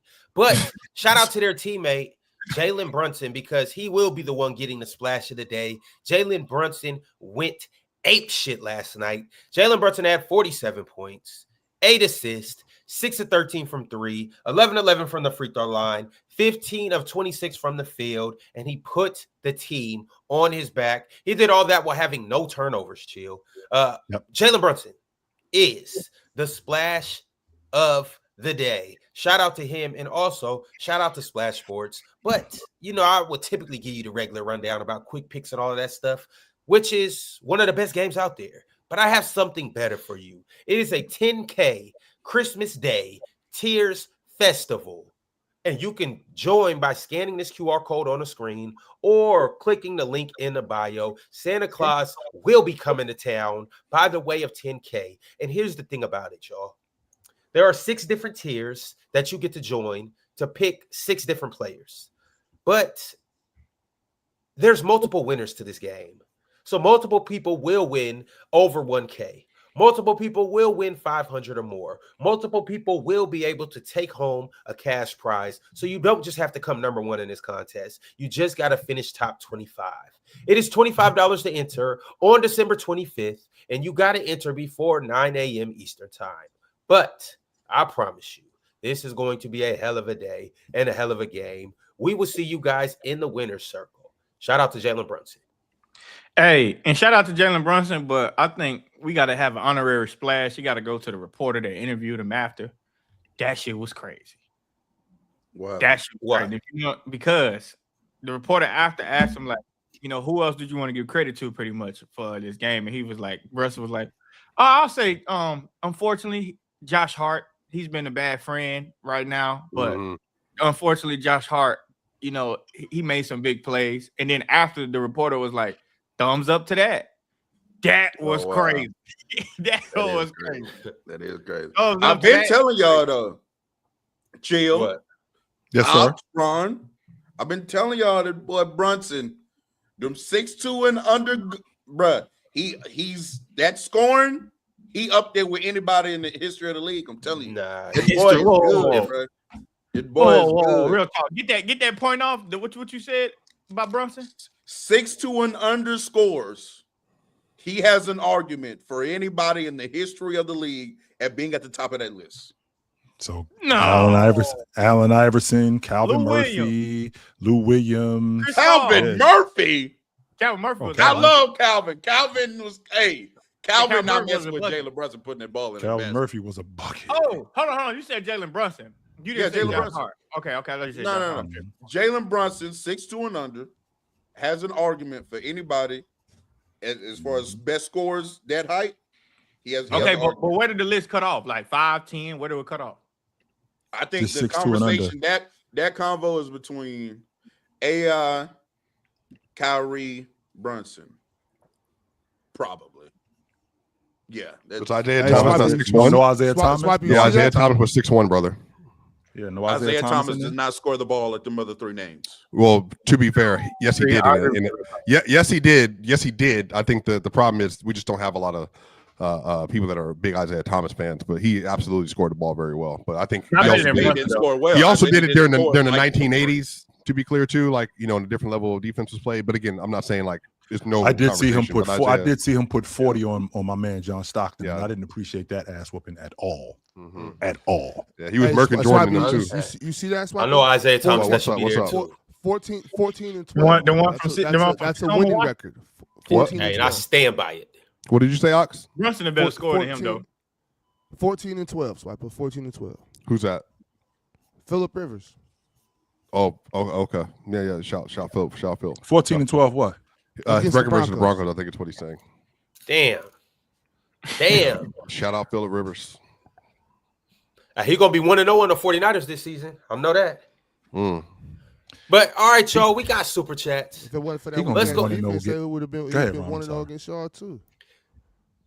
No defense. We got Super Chats. Let's go ahead and get into them. The first one is from Kareem Mayos. And before I read Kareem's Super Chat, I got to shout out to all Hall of Famers. If you are a Hall of Famer, you are goated. And you're not extended family. You are actually coming over for Thanksgiving dinner. You are actually coming over for Christmas. You are direct family. So shout out to Kingster MH. Shout out to Rob Deere. Shout out to Daleski. Ooh, maybe that for MLK. But shout out to Daleski, D&E, MLV, Draco FC, Small Boxes, The Veil Perspective, Bulletproof, Cheese, Worldwide Mace TV, and Multi Kenny. Salute to our Hall of Famers. All right, y'all. Kareem Miles sent through a super chat and said, I also want to wish y'all a Merry Christmas to those who celebrate. Y'all been helping me through some tough times, and I appreciate y'all. L host Ron, ... Dub host Swiper. Yeah. Garbage. Again, Trash. the chat has always continued to speak to what it appreciates. We appreciate you. And I will say, everybody in the chat, even though Ron does a terrible job of acknowledging your involvement in the show every day and doesn't read your super chat on time, like me, I will also say we wouldn't be here without you. You make the show great every single day. Even the days I'm not here when you have to deal with Ron hosting, you do a phenomenal job. And I will say, it matters to me, Jordan, Real Talk, Penn, everybody on the show, Chill, Ron, it does matter to me. Y'all take precious time out of your day every single day to watch this show. Ox 2, to watch this show. And I will say, try to be serious, Ox. For all the stuff happening in the world, for you to tune into us, I consider it a privilege to be in your home every day or in your car or with you in the gym. That way you can listen to the content we make. Because literally, y'all, we get paid. And I know I get paid all my money. All of it. Every dollar I make is based off people engaging with what I do. So I truly appreciate you all. I wouldn't be here without you. So it really means a lot, man. You can give all these sentiments all you want. The chat did not vote for your fraudulent ass. It don't matter. But guess what? Guess what the chat did?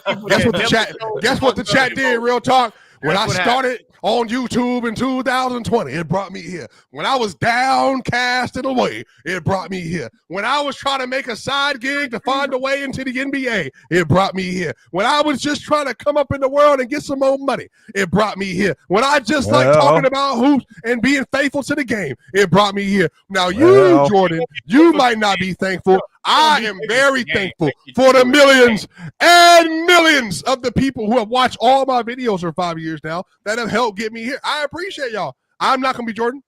I appreciate every single one of y'all. Shout out to y'all, man. I want to tell you something. Black Power. I want to tell you something just to humble you. I'm not You're on. not bigger than the program, or you ain't bigger than me, brother. Stop. Why would I be bigger than the program? What you talking about? I'm just letting you know. Don't try to. I was saying thank you on behalf of the program, and you interrupted me. No. I don't. Hold on, Swipe. What you saying? Huh?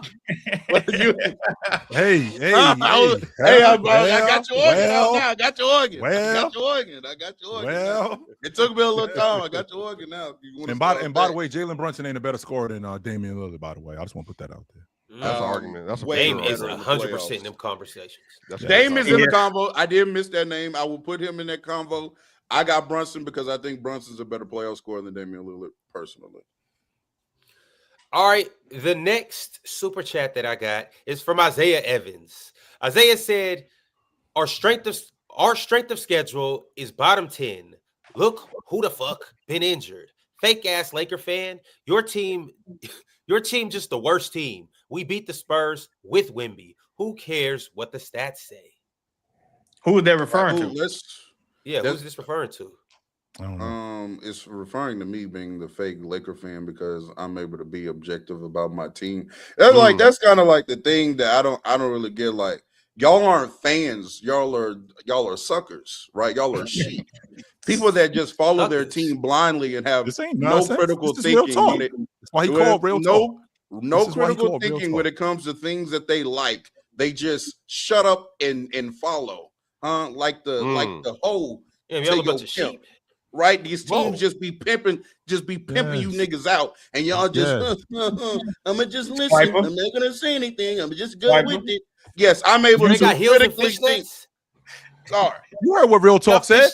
Real talk is the real talk to you dudes in the chat. Real talk is the dude that's telling you that outfit that you got on is whack as hell, and you like, man, you don't know what you're talking about. Real talk is the dude that's telling you got something in your teeth, but you like, yo, you just hating on me. Real talk is the dude that's telling you that cologne you got on, that shit stink. But you saying that he hating on you. But Real Talk is the dude that you need in your life, because he also the dude that's telling you that chick you hanging out with, she ain't it. I don't even know. And you know what else? And you know what else? Actually, I'm the real fan because I want to address our problems so that we can address them and then be a better team moving forward. But you niggas just want to sit there and just be mediocre and be cool with being yet another first round exit this year. I want the team to get better and compete for championships. So I don't know. Maybe you new Laker niggas is cool with getting to the playoffs and losing in the first round. Maybe y'all cool with that. Me, I'm not. I want to win titles. And this team is not a title fans is the problem. They're not. They're not a title contender. Hey, man, but look, Real Talk said the same shit that I said. But when I say the Lakers win a lot of close games when Luka got to score 40. That when I'm chill, you remember when I said that? Remember when I came up here and said that last year? Them motherfuckers said I ain't no ball. Now I'm looking at the same shit.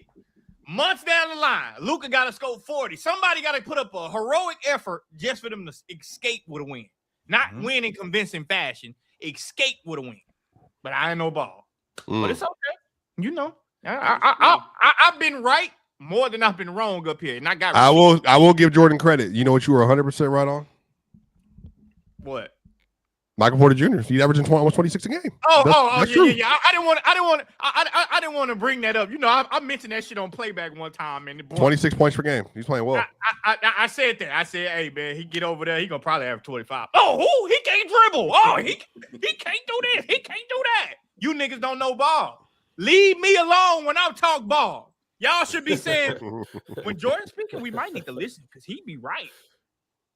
Y'all might need to say that. I got receipts. Then you know what I don't like, Ron? When I come up here and I brag about my wins, here you go. But the moment I fuck up, I lose. Shit, I can't open Twitter. I gotta hurry up and close it. I gotta hurry up and close it. It's all over the. But y'all killed me on Jake LaRavia. Where the Jake LaRavia fans at now? What and Jaime Jaquez and Jaime. No, I said I was wrong about the Jaime Jaquez one. I stayed back and said that. That motherfucker hooping his ass out. I was wrong about that one. But where the Jake LaRavia fans at? Oh, it's quiet. It's quiet. It is quiet in Jake LaRavia. He just had a double-double the other night. Oh, okay. All right, the next super chat. Couldn't throw a rock in the ocean, too, though. As you were saying, Ron, I apologize. The People's 23 said, OMG, we lost 3 games. Now folks can keep up with us. LOL, do it in a 7-game series. Boy, hey, all I'm saying is Thunder fans, just wait. They had if everybody get to the playoffs healthy, then it's gonna be this. I'm telling you, just wait, because I still think you can have the run that you're the best team in the league. But y'all know you get to the playoffs and we scheming for you. It's going to be closer than you think it is. That's all I'm saying. And I think how you're performing versus teams above 500, it's also indicative that the gap ain't as far as y'all think it is. It's versus really bad teams. It's really good. Versus some of these other teams that are really good, chill. All right. You know, it's going to be up. I'm saying it's going to be up. 73 games right now. They're on pace to win 73 they're not winning 73 games. I don't think they're going to win 73. I mean, but I said that too, though. I said that when they was on their winning streak. I was like, the Thunder are a really good team. I mean, they don't have to win fucking 73 games to win a championship too, by the way. But I was like, when I was watching them on that win streak, I'm like, something gonna happen. The role players are playing good basketball, but somebody just gonna come in there and just shut some shit down. It's gonna come down to who willing to take the game to Shea. Like you can't just allow Shea to just get off and you don't take it back to him. Ant was willing to take that shit to him. Like that's just how. And J-Dub don't look the same. J-Dub missed some easy shit that he normally makes. He got to get back in the flow. That's part of their losing these games recently is because like they're trying to get J-Dub back in the fold, but J-Dub is just he's bad right now. He be missing easy shit, like easy shit, and it's just probably just rhythm. Well, that Oklahoma City game, Ron, that Oklahoma City game when they played against Minnesota, the game started off with Julius Randle being matched up on J-Dub. J-Dub went after him. The door got shut on that shit when they switched and put Jaden McDaniels on him. He shut the door on all of that. All of that driving to the lane, all of that easy mid-post pull-up, mid-range pull-up. Jaden McDaniels shut the door on that, limited his touches, completely took him out of the game after that. That's why you had the game that you had in terms of it being as close as it was. Yeah, I don't think, though, that like it lowers, and I had to consider this when it came to like the MVP talk, because me and Mars, we were talking about like top 5 MVP candidates, and I had moved Jokic up to 1, and everybody was like, again, this real talk, you flip flop all the time. But like to me, SGA wins the MVP. Like as far as the case closed, no argument is if they get the record or around the record, like 73, 72, 74 wins. I think he wins it. But the possibility of OKC, winning 68, 67 games is also on the table. And I think the less games that OKC wins, it does open up the conversation to a Nikola Jokic who's playing, absolute phenomenal basketball right now. And also, if OKC only wins like 68 games opposed to 63, I still think they're that quality a team. I still think this is an all-time great team. But winning that many games, Chill, as you know, like you just have to have so many things go in your favor to win 73, 74 games in an NBA season. Like it's so many variables that could happen. But I don't think that diminishes them as far as like how good of a team they actually are. Hey Ron, I know you won't read 199 super chats, but I do want to say the Celtics gonna make the playoffs. I don't want JT to come back. And I wasn't gonna say who told me this, but Dorian Finney-Smith told me this, that Jaylen Brown's the best 2 guard in the NBA. And maybe he got his chance to do it. Like when I asked him, I was like, who you think the best 2 guard in the NBA is? He like, shit, probably Jaylen Brown. I'm like, damn. I think it's Donovan Mitchell, but I think Jaylen Brown should be playing the 2 guard. I've been saying that. Chill, that's part of the reason why I asked about, I was being messy when I asked him that question.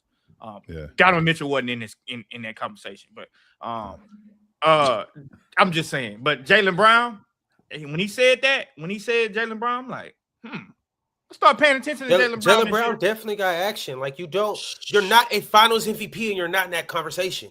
You don't lead your team to 2 different Finals runs, which I know he had a co-star as well. Or I know you could say he might be the co-star. Don't start rewriting history. Hold on. Don't start rewriting history to give Jaylen Brown credit. Time out. Real talk. Relax. See, this is what I'm saying, though. This is what I'm saying. Kobe was a co-star. Bullshit, Ron. What do you mean relax? Hold on. You want to start this shit. Chill. Can I explain myself before y'all have a heart attack? Nah, Ron, when I say he had a co-star, no, it don't like Shaq. Kobe was Shaq's co-star and he was the second best player. Or you could say vice versa. But you know what? Either way it goes. If Kobe was the second best player on that team, he was the best shooting guard in the NBA. If Shaq was the second best player on that team, he was the best center in the league. So it doesn't matter whether you were the one or two of your team. Okay, and Jason Tatum's not Kobe or Shaq either. But Jaylen Brown isn't better than Ant. So there's that. That's a good discussion. It ain't. I love Anthony Edwards. Why it's not a discussion? But that's a really good discussion. Better than him. Now I don't know. Real talk. That's a real good discussion. That's a real good discussion between them two. And I love Ant. Ant got more superstardom because of the Ant is a people probably want to be like Ant more than Jaylen Brown. But as far as game, JB got game, bro. Like JB can play out there. He don't get no credit because y'all say he don't got a left hand. Y'all say he can't shoot. Yeah, JB strap up on defense. They both can make tough shots and obviously a better 3-point shooter than him.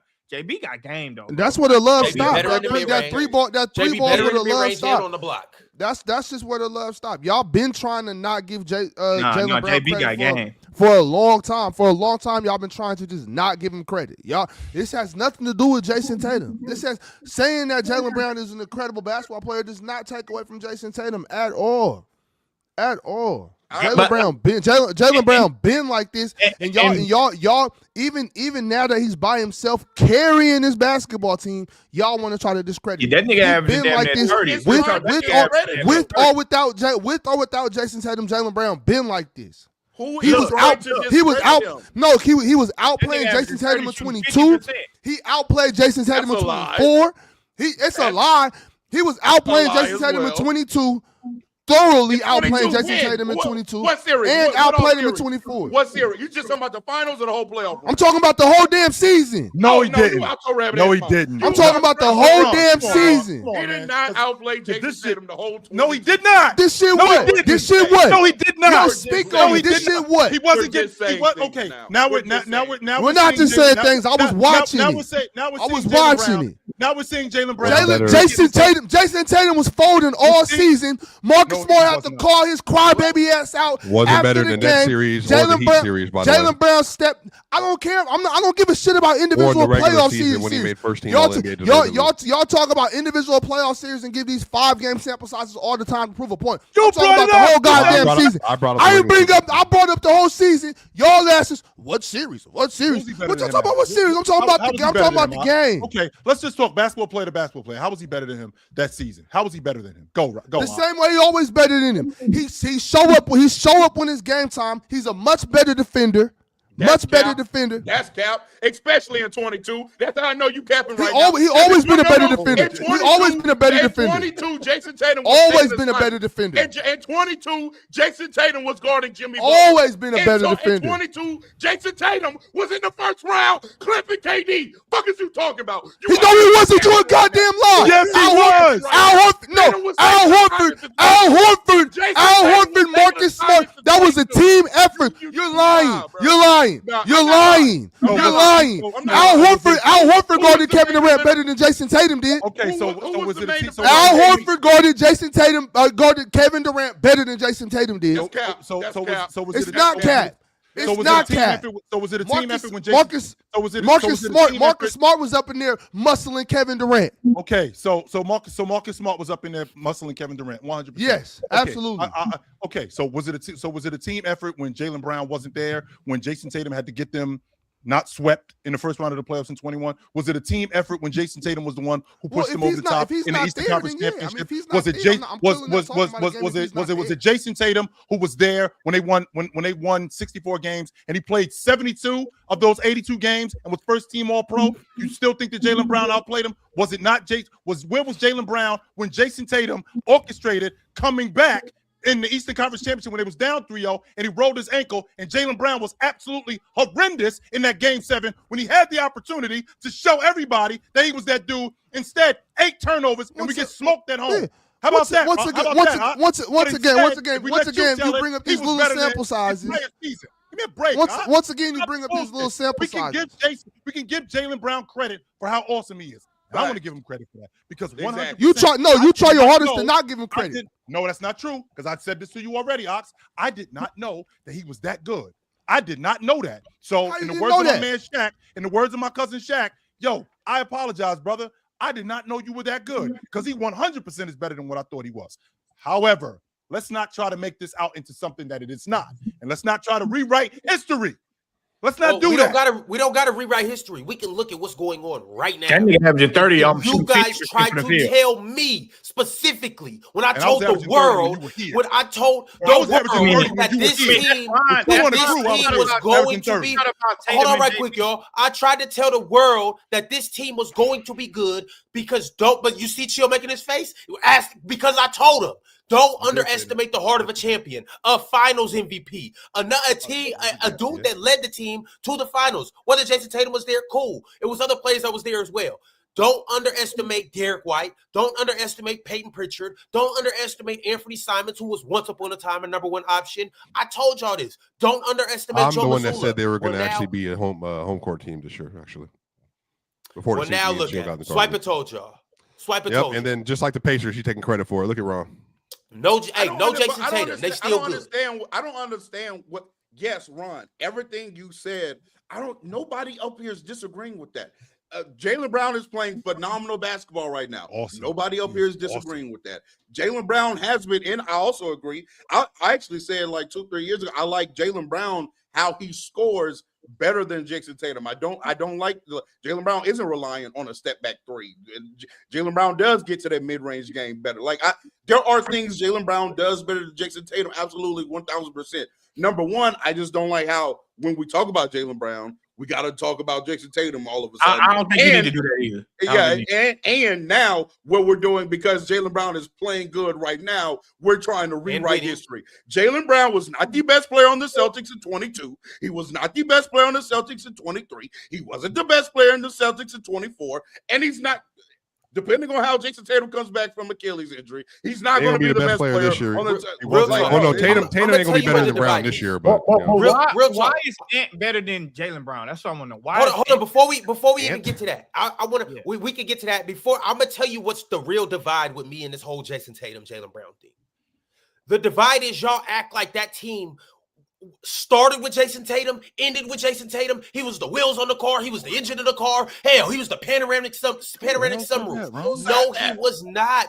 No, I'm saying you guys act like that. Whenever we try to give somebody else, only chill is the one that was kind of that mentality. Okay, if you didn't say that, then shut up. That don't mean I was talking to you. The point I'm trying to make is it could be people in the chat, it could be people on Twitter, it could be people up here. The point I'm trying to make, and this is what I'm talking about. Y'all get so defensive every time somebody says something about Jason Tatum. We're not saying that he's not good and he's not great. My thing about it is Derek White was on that team.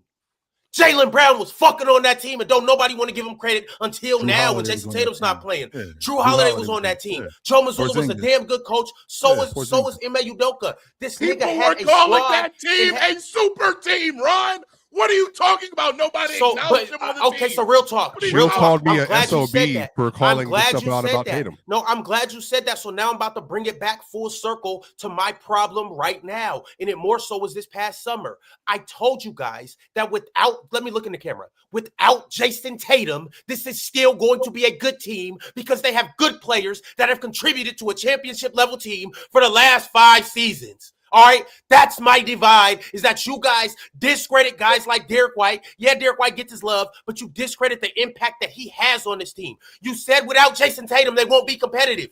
People said that they will be playing for Cam Boozer. Look at them now. It wasn't just Jason Tatum, Ron. They lost 4 of their 5 starters. What are you talking about, Ron? None of us said that. I didn't say they would be playing for Cam Boozer. I said they should be playing for Cam Boozer. Real talk. That's what I said. Okay, those 2 things are not the same thing, Ox. Look. I meant it to be the same thing, though, but I get you. No, I absolutely did not mean to say the same thing. I thought Jaylen Brown was hurt. If y'all remember, I thought he was supposed to get surgery. I thought he was going to be out till around this time this season. Mm-hmm. So I was saying, just let him do his thing, and y'all tank. Go get Cam Boozer. Ron, I don't know my team, but I care about integrity for the Celtics.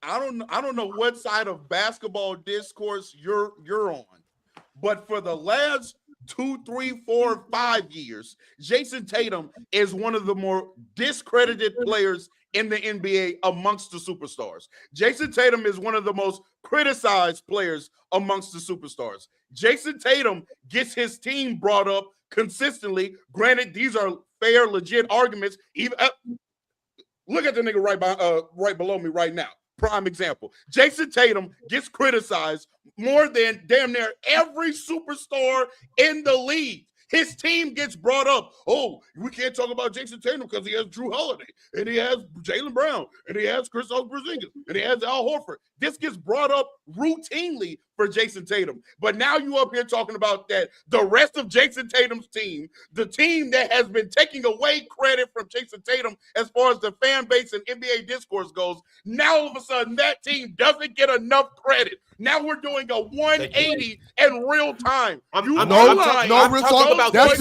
because they have. I'm talking about this current team. No. Ron, that's because that team had these niggas in shambles because as soon as they got there, Drew Holiday's not gonna make a difference. He's washed. He was shooting tour dates in Milwaukee. Y'all, that's what y'all said. Y'all said Kristaps Porzingis couldn't even play with Luka. He's a bum. These are the things y'all said. Y'all were discrediting this team, but y'all can't also at the same time, y'all can't allow Jason Tatum to have no credit. So y'all flipped. Y'all motherfuckers flipped around. I spoke on it when it happened in real time. Don't act like I didn't call y'all out for it when it was happening. Who is the y'all? Because y'all can't. Y'all was in shambles. You couldn't get your shit together. Y'all said. Everybody. I was not saying that Drew Holiday's a bum. And if it wasn't you, real talk, then I'm not talking to you then. But y'all because when the Damian Lillard trade happened, y'all was like, oh yeah, that's much better because Drew Holiday, because y'all want to do them little sample sizes. Did y'all see what he did in this series in the finals when he was shooting tour dates? Y'all was doing that. Y'all was discrediting Drew Holiday. Y'all said he was washed. He's not a good perimeter defender anymore. Y'all said this. Y'all discredited Kristaps Porzingis, and then when they start kicking ass, y'all couldn't give Jason Tatum the credit because y'all hate Jason Tatum too, and then y'all start saying this is a super team. That's why y'all are in shambles because y'all hate all these niggas, but y'all definitely not gonna give Jason Tatum no credit until now. Don't rewrite history. But can we get back to the original question? Why is Ant better than Jaylen Brown? Ant's a better passer than Jaylen Brown. I believe he's a better player. By how much though? You think it's marginal? I think not like because Jaylen Brown still to this day isn't the greatest of passers. I think neither is Ant either. Ant's not, but I still think it's a comfortable gap in that department and the playmaking department as well. I think he has comfortable gaps in both of those departments. I think although Jaylen Brown is scoring the ball at a very good clip right now, 30 on 50. And is still a tad more efficient.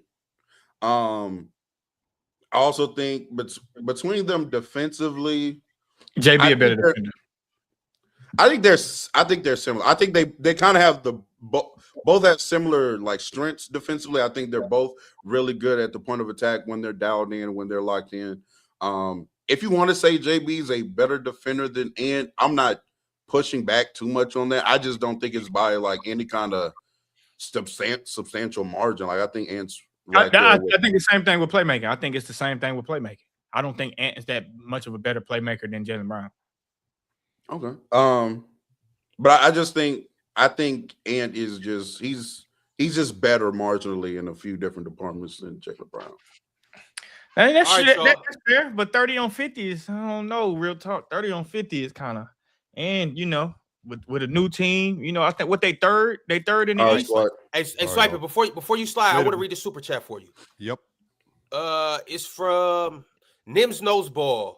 Nim said, Swiper, you were crying because guards aren't conceding a post up. LOL, wow. This is the softest episode you guys have ever done. That actually wasn't the super I would like chat, to say, as somebody who lives in aggression, and I mean myself, I love physicality. I personally always buy on the side of like, if you can be as aggressive as possible, do it. Again, I play linebacker. I love hitting. Like I've always loved physicality. And basketball, I love football it. Play. I think the other side of this is that's fine if you want to play that way.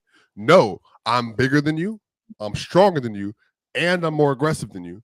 So then I'm going to bully you back. So with that case, that's all I'm asking for. I just want an equal exchange of physicality, as Real Talk stated earlier. And if you going to do it, I'm going to do it. Just don't cry when I drop 40 and 15 on your head. That's all I'm saying. That's all I'm asking for. Right. This was actually the super chat I wanted to read. Go ahead. They both were addressed to you, but this one is from DSG Piccolo.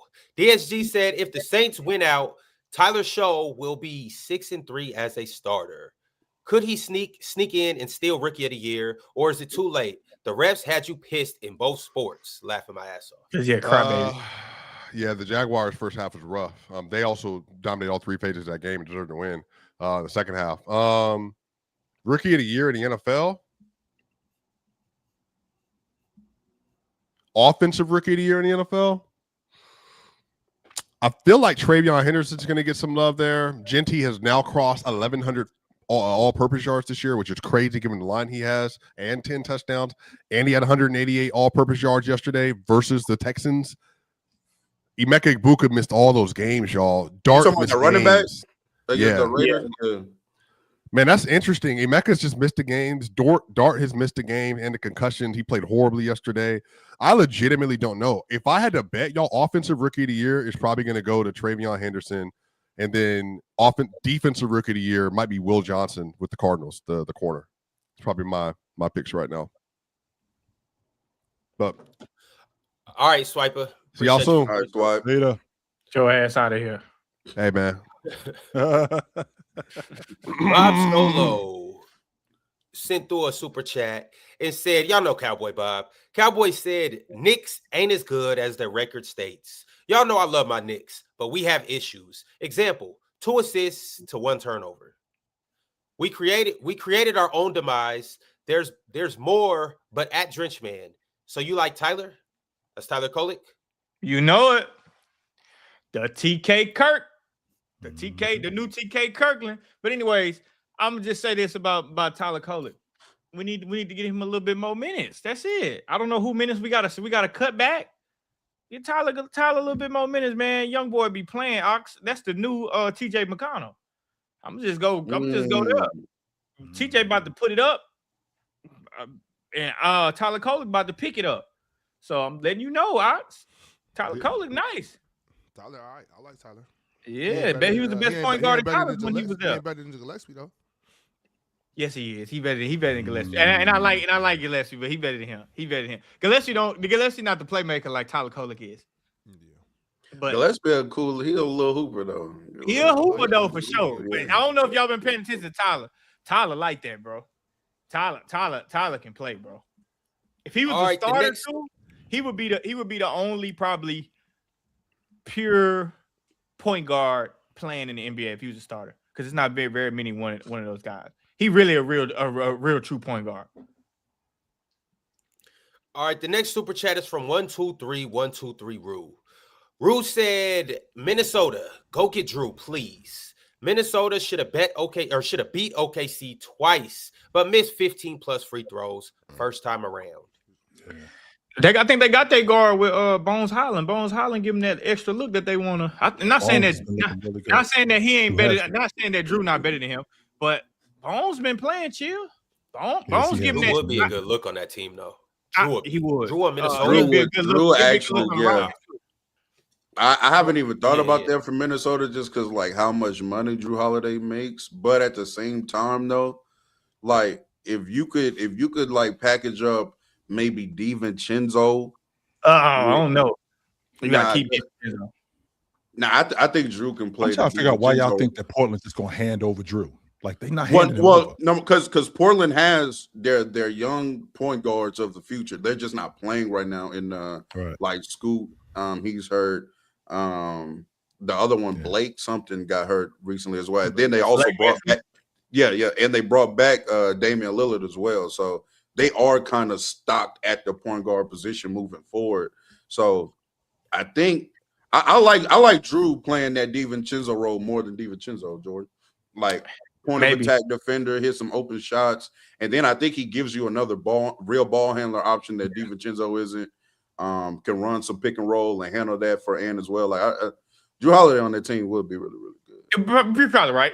I just got a memory of DiVincenzo hitting big shots for him, and maybe maybe they don't need those big shots if Drew Holiday is there. So there's an option for that. But Bones give them that speed that they want. And chill. If this is me, Mike Conley not touching the floor no more. Period. I'm good. Yeah. I'm straight on that. Your ass ain't, bro. You gonna have to sit in that jumpsuit all night. You ain't getting that. You ain't getting in, bro. Yeah, I'm good. All right, y'all. The Jonathan Frazier said an off night for off night. He talking about Davion Mitchell. Brunson is better than Steph for real.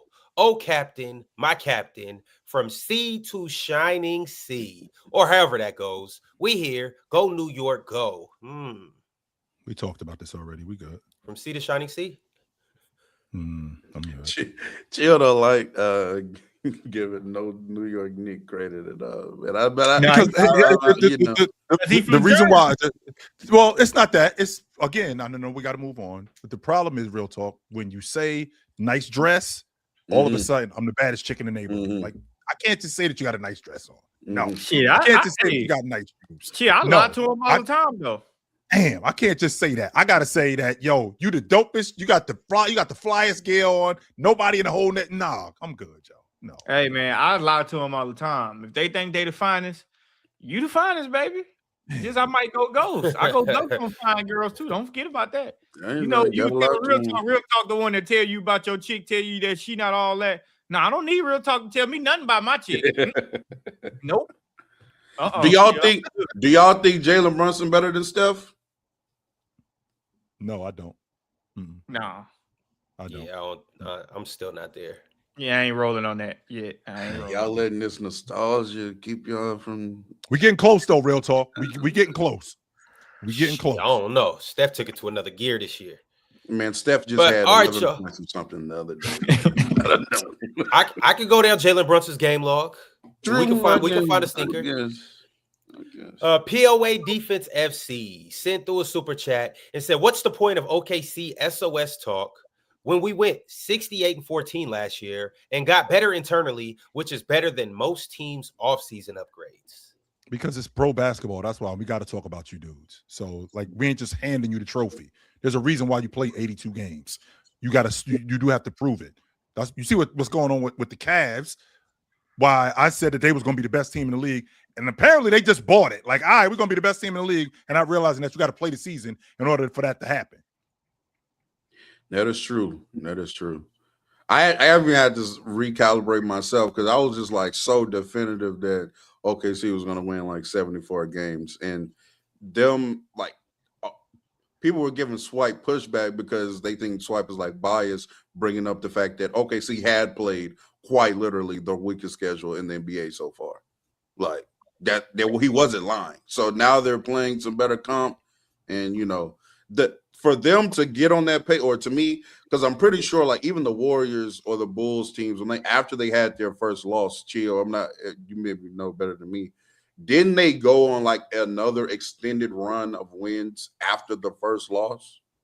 You talking about the Cavs from last year? No, I'm talking about the Golden State that went 73-9, or that Bulls team in '96 that went 72-10. Like after the first loss, they like went on another streak. The Bulls in '96. So the Bulls in '96, they ran off their first 5, lose. Then they run off another 6, then lose. Then they run off 18 straight, then lose. Yeah. Then run off 12 straight, then lose. Yeah. Like that's what was going on with them. But for OKC to suffer 2 losses like that quickly, it was like, maybe we do kind of need to, maybe OKC maybe not win 75 games. That's and it's not a knock to them. It's not a knock, but it's just a reality. All right, the next super chat is from Hello55. Hello said, "I never understood the hate on Doc. I'm assuming Doc Rivers till he coached my team. Worst coach of all time. And anyone up here thinks he's good should not talk ball." He's going to the Hall of Fame, just so you know. Just so you know, he's going to the Hall of Fame. Yes, that's going to happen. And he's going to the Hall of Fame. I think he's getting elected this year. So I've recognized that you gotta let fans be fans. You do. Chill. You gotta let fans be fans. He going to the Hall of Fame or not, Doc is a terrorist. And I'm just now getting on this side. But he started Miles Turner, Bobby Portis, and Kyle Kuzma. Mm-hmm. That's my 5. That's my front court. Came off the bench with Ryan Rollins, though. Like, Ryan Rollins has arguably been your best player, obviously aside from Giannis, the whole season. Like, why is he coming off the bench now? All I know is, when we going to start talking big shit about Kevin Porter Jr.? Facts. Because y'all didn't let Mars run around here and convince y'all that he sucks. That he don't know how to hoop. He didn't convince him, though. Kevin Porter. And I told y'all, when Mars was saying that shit, that he crazy. I also told y'all I think Kevin Porter Jr. was better than Jalen Green, and I still stand by that. I was saying that while he was playing with the Rockets. Kevin Porter Jr. is better than him. Kevin Porter Jr. is better than him. No, y'all look at a motherfucker athleticism and just think that's everything. KPJ can pass. He can score. He can defend a little bit too. He can shoot it. Come on now. And he's a good athlete himself. I mean, and he's good. Exactly. And to be fair, he just learning how to play the point guard for real. Like he started his experiment and he just learning how to do it.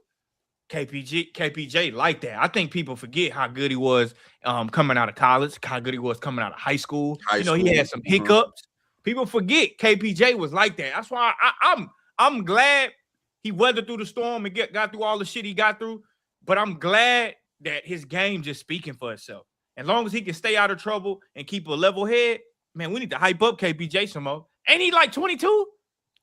I don't know if he's still that young. 25. Yeah, he still got. He came in with Darius Garland. Yeah, he did. Yeah, you're right. He did. Mm-hmm.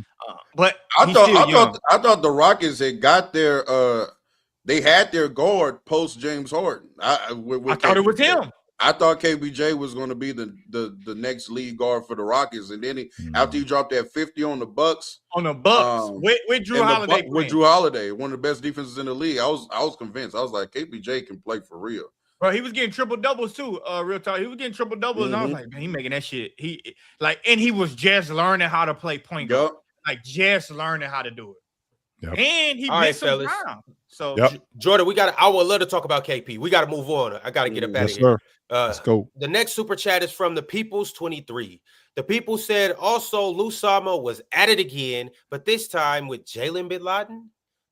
3 for 10 and 6 for 15. Shaking my head. Only SGA was good down the stretch, but we got quote unquote help. There's no way OKC fans are talking about quote unquote help. There's just no way. Yes, you do have help. You have a lot of it. Isaiah Evans, speaking of help, Isaiah Evans said, see how many excuses real talk makes for the Rockets, but steady talk shit about the Lakers. The only one saying anything good about the Lakers is Ox. I'm saying the truth about the Lakers. They're a mid team with great star power. Goon King Forever said, does this count for everything? I saw LeBron grab a ref by his collar last week. Nothing happened. If that were anyone else, it's a multi-game suspension. I mean, it's LeBron James. Yeah. Pay the boss. You ain't throwing the boss man out. That motherfucker crazy. Why do people especially not in that environment, by the way? Why do people assume like that LeBron James is regular? Like, that's LeBron. The rules don't apply to me like they apply to you. Let's be honest. The rules don't apply to me like they apply to you. Let's cut the shit. If you live in a society and you think rules are equal to LeBron James, rehab, check in. Get out your damn mind. But hey, go ahead. We got a few new members today. Max C2894 became a member. Shout out to Max C. The People's 23 just sent through a super chat. Shout out to the People's. And also Watch Your Cadence became a YouTube member. Shout out to Watch Your Cadence. I got another super chat from It's Chris Jones. It's Chris Jones said, I know y'all have seen my boy Mitch Robinson go from 18% from the free throw line to hitting his last 10 in a row. How does this affect the Knicks ceiling? That affects him a lot because you keep his ass on the floor. Yeah. That shit ain't better than fucking Andre Drummond making threes, boy. That shit still just killed me to this day. I think he shoot like 40. That's real, chill. Yes, it is. Andre Drummond shooting threes is a real thing, Ox. I mean, I'm wrong. Yes, it is. Hey, chill. It's okay, though. Chill. The development of Andre Drummond being able to shoot threes, specifically in the city that he's in, just makes Ben Simmons all the more I told y'all that nigga wasn't working on his game, real talk. All the more he wasn't working on his game. If Andre Drummond can come back shooting threes from having the worst free throw percentage in NBA history, Ben Simmons was never working on his game. I told y'all. He clearly wasn't. Benjamin. But hey, I don't know ball. Once again, I don't know ball. I don't know nothing about basketball. Well, Jordan, I don't know if that's the case. I don't know who doesn't know ball, but I do know Nims knows ball. According to his name, Nims sent through a super chat and said, I've seen multiple clips of Ant flailing around on minimal contact, but push your agendas. I mean, sure. And people are so what's the word? Is it the word minuscule? I don't know. I'm just making shit up. But manipulated. Yeah. People love to like try to find a moment to get a point off. Are you saying like the minuscule point, the little point? Minuscule. Is that what you're trying to say? Minuscule. Yeah. Mm-hmm. People love to do that to get a point off, and that shit is so annoying. But you know what I realized? I just don't respond to it. Like somebody says some shit in the chat, I ain't gonna respond to it because it just if that's what you think, you know ball. I don't know ball. So hey, I gotta learn that because I'll be saying some shit. They'll because you know what it is. They low key agree with the overarching point. Yeah, but because they don't want to agree with it, let me pick on this one little like nigga. You know what I'm talking about? Exactly. So it is. I disagree with them. You got it. When they say you don't know ball, I say you're right. You know all the ball in the world. Teach me. That's right. It. Well, like I said the Lakers were a play-in team. That's like the 7th seed, right? But then people were like, well, actually, they're the 6th best team in the West. You know what, nigga? You got it, bro. You got it. You know what I'm saying, bro. You know what I'm saying, bro. Yeah, you know who's even worse than Knicks fans? Lakers fans? It's the Warriors fans, but I won't get into that because we got another super chat from a terrible Knicks fan. Knicks fan forever said, I will say, though, as a Knicks fan, OG and Mitch especially are allowed to get away with hella physicality. We can't just only say it's OKC, Swiper. Until they play OKC, then they ain't gonna be able to get away with shit. I can tell you that right now. Until they play there, they ain't getting away with none of that shit. All right, the next super chat is from another one from Isaiah Evans. Isaiah said 7 games without Luka, 15 games without LeBron, 10 games without Austin Reeves, 7 games without DeAndre Ayton. Name any top teams with injuries on their 1, 2, and 3 best players. Cleveland. DeAndre Ayton. Cleveland. Jared Allen out of the lineup. Evan Mobley out of the lineup. Donovan Mitchell's been out of the lineup. Yeah.